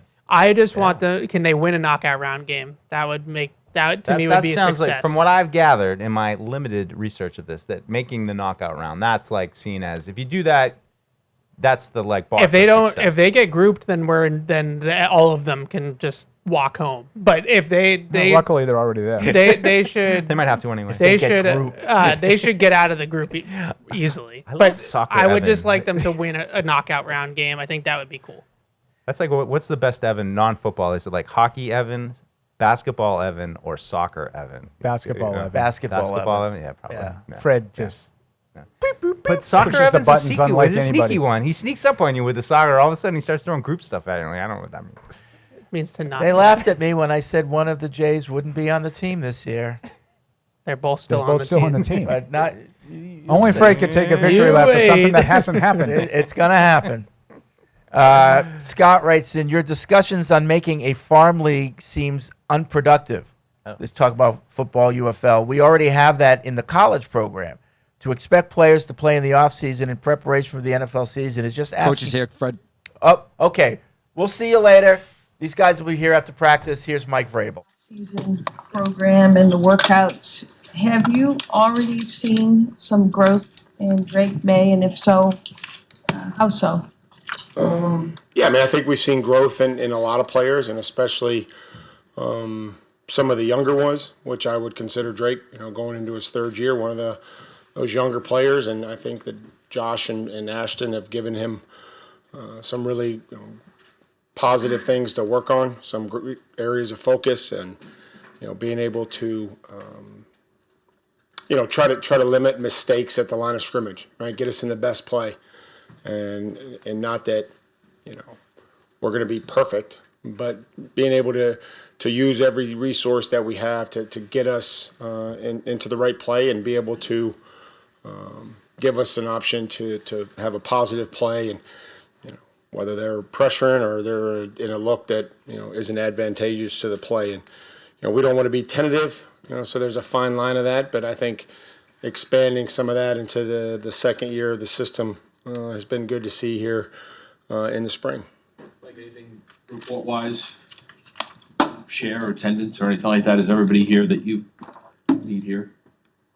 Everybody under contract is here and accounted for. So as it relates to practice, everybody will have different plan at practice, and some guys will be full, some guys will be limited, some guys will work on the lower field. But it's been a good day, and it's much better than yesterday when they weren't here. It's been a great day to have everybody back and coach and teach and moving into the red zone, which is so critical, which is somewhere where we struggled defensively, except for the playoffs, which I think the big reason of why we were able to get to where we got to. Offensively, just too many negative plays and turnover. So did a lot of good things offensively, just pretty average in the red zone. Gabe has signed. Is he part of that group that's here? He's not part of that group that's here. So great question. Go ahead. Do you attribute his absence to last year we saw a rise in second round picks hold out until they signed their contract? Do you attribute it to that, or I don't attribute to anything other than he's not here and that he's not under contract at this current time. So I don't want to say that there's a reason for it other than that's what it is right now. I know he was on the practice. He's dealing with anything physical? Again, he had a procedure and he's not under contract. I know he's on the practice field this spring. How much, if at all, have you had a chance to kind of work with him a little bit? With Gabe? Yeah. Not at all. We've talked and communicated and met him numerous times before the draft process, but not on the grass. Has that been frustrating for you that you haven't been able to? It hasn't, not one bit. Been excited to work with the players here and have learned that there's only so many things that you can control, and excited about the development of the guys in that room, ones that have been here that are going into their second year, or the ones that we drafted, or the ones that we signed in the post-draft, or the ones that we signed in free agency. Like how far behind will he be by this time? I don't, I don't know. So I know that we were here for 8 weeks and 10, 11 OTAs or whatever that is. I don't, I don't know. Can't say, won't say. I don't think that's fair to anybody. Conversations with Harold Landry was still doing some rehab. Where's he at physically at this point? Again, Harold's played a lot of football, and so we just have to try to, this is all part of everyone has a little different plan. I think you guys understand that, having spent a year with us and kind of how we operate. So he's very involved, very heavily involved in the meetings and the workouts and a leadership role. And for him to take reps right now in the spring, I feel like is unnecessary. And we'll just keep working to make sure that he's ready to go when we need him. You referenced some of the younger guys who have been here. I'm curious specifically about Braden and Elijah, how they've done with maybe the added opportunities they've gotten over the course. Well, I think physically they both have worked really hard with Frank and his group, and the time that they spent away from here, however long that was evident when they came back. I just think from a maturity, from getting stronger and being, better conditioned, and those things really stood out. And I think that through the course of the, 8 or 9 weeks, that's become evident on the field as well. Do you have conversations with guys who are not at OTAs, or do you just move on at this point? Do you talk about why they were not here? Do I have conversations with guys that aren't here or? No, sorry, let me clarify. Yep. So guys who missed OTAs, do you speak to them about why they missed OTAs, or do you just move on at this point now that you're in minicamp? No, those are voluntary. I talk to most of the players all the time. There's communication, whether they're here or they're not. So again, there's multiple reasons on our team and across the league of why guys wouldn't be at a voluntary workout, and just coach them when they get here. That's usually the best plan of attack. To have Christian Gonzalez back, and just how have conversations gone with him as he tries to negotiate for a new extension? Good. Conversations have been great. Talked to him about his event last week. Talked to him about normal things that we talk about, and then, but it's good to have everybody back in here that either was here last week or that wasn't. It's just good to have almost a complete football team here, and excited to keep working. So go ahead. My concerns, nose tackle. You had Kyrus Tonga kind of You gotta filling. be so much louder with these vultures over here. Ryan. Go ahead, Soph. When it comes to nose tackle, you had Kyrus Tonga in that role last year. Corey Durden, we spoke with him last week, and he kind of said he anticipates filling that role and moving into that spot. What have you seen from him this offseason, and is that a role you anticipate him kind of filling? Well, I don't want to fill any role right now. I think that that'll be an opportunity for Corey. And by saying that, I'm excited for Corey. I'm excited that we had a full off season with him, that we'll have a full training camp with him. He came in and quickly earned the confidence of the coaching staff and his teammates, and had a great play demeanor. And so I'm happy for his ability to be able to help us last year. But again, that has to all be played out, in training camp. And there's other young guys, and Lenny T and Josh Farmer and Gregory and everybody else. That those are all. It's a good group, and I'm excited. And I know the defensive coaches are excited about working with those guys too. So, having them in the system another year and being able to coach them in the offseason and coach them at training camp, hopefully will only help. But he did a lot of good things for us last year. Mike, one more thing on that. Did you know that he was going to need a procedure when you drafted him? Again, he just had to have a procedure, and he's not under contract. So, we're excited about Gabe, the person that he is, the play style, his production in college, and all that. And so when that gets resolved, we'll have him in here and we'll coach him. And I'm sure we'll find a way for him to help our football team. Staying with negotiations with Gonzalez at this moment? I'm not involved with the negotiations. I'm involved with coaching this team. No update? Nothing like that? Nothing to add. I mean, he's still under his, I don't think there's anything, to report. I'll say that. How or what? Things with Kayshon Boutte. Has he been expecting to participate fully here? And I don't know if he'll participate fully, just because I don't think that's fair to him to just say, hey, go run, 20 reps. Again, I think the part of this is about evaluating where guys are, getting them, reacclimated to what the new stuff is that we're putting in the red zone. And then based on how he does and looks, I think that could certainly change. But, again, we want to be smart with everybody that we have. And, for the guys that we haven't seen, I think it's only right to, make sure that they're, where everybody else is based on how we practice. Are you also expecting Christian to be limited from seeing? Yeah, I would say just like everybody else, everybody has a plan, and I got to make sure that everybody's working and getting what they need to get. Like, now that AJ's been here for a week, how's everything going? I think good. I think the weekend probably served him well to be able to take a deep breath and get some rest. I'm sure it was been a whirlwind for him, but he's excited about learning the system and eventually moving around and doing different things. And but I think it's been great just having him around and just continuing to integrate himself into our football team. Mike, you mentioned at the combine asking the coaches to come up with bring some new ideas when you guys reconvened. What have those tried to achieve or unlock defensively, and are you pleased with the progress there? You mean from the defensive side of the ball? I think you're always just looking.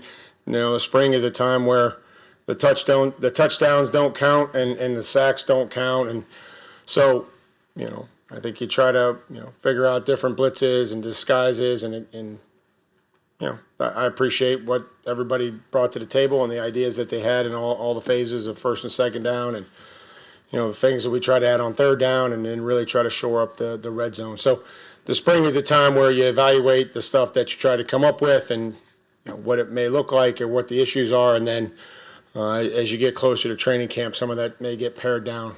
You mentioned red zone efficiency. In terms of the personnel that you brought in the offseason, both on the offensive and defensive side of the ball, how much of a focus was how good they are in the red zone in terms of bringing guys in? Well, it's a critical area. It's a critical situation. We were, fifth in red zone drives offensively, but unfortunately we were middle of the pack and, too many negative plays, too many turnovers. Almost half of our turnovers were in the red zone. So that hurts you there. And then defensively, just, you have to be on body, you have to be tight coverage, making sure teams don't run the football in on you and just understanding how critical every yard is and being great tacklers and communicating all the motions and the pre-snap motions and different routes, combinations that they have. Like on a bigger scale, what are you looking for of your team? That you can rely on, that can tell you the foundation you built last year is solid enough and not risking rebuild? Well, I think that's probably not going to happen. I don't know if that happens during the spring. I think we can still focus on the things that we think are important for our identity and how we want to win football games and how we want to prepare.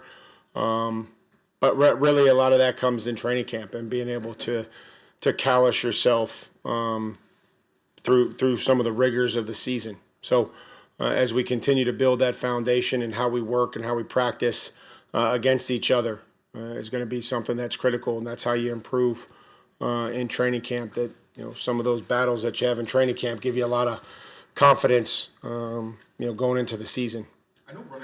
Tough position to evaluate this time of the year, but what have you seen from Lan Larison and how he's grown from last year, especially overcoming? Well, worked really hard and just to work through the injury and work through and just continue to get stronger and give himself another opportunity going into training camp. So mentally, he's not a rookie. I think just the experience probably may seem somewhat new to him again when we get to training camp. But as a player that's trying to find a role on special teams, and you're right, it is hard to half the battle for the backs is being able to identify where the pressure is coming from, what their blitz pickup is, and then there's really not much of a blitz pickup. Everybody kind of stops once they get there. So he's done a good job with that. A lot of that will come with the pads and whether they can break tackles and pick up pressure. Thanks, guys. Hey, this is Deuce. Thanks for tuning into the show. If you really want to help us, make sure you like us wherever you get your podcasts, like Apple Podcasts or Spotify. Also, make sure you follow us on the New England Patriots YouTube channel to see this show and everything else that we do here at the Patriots. Thanks a lot.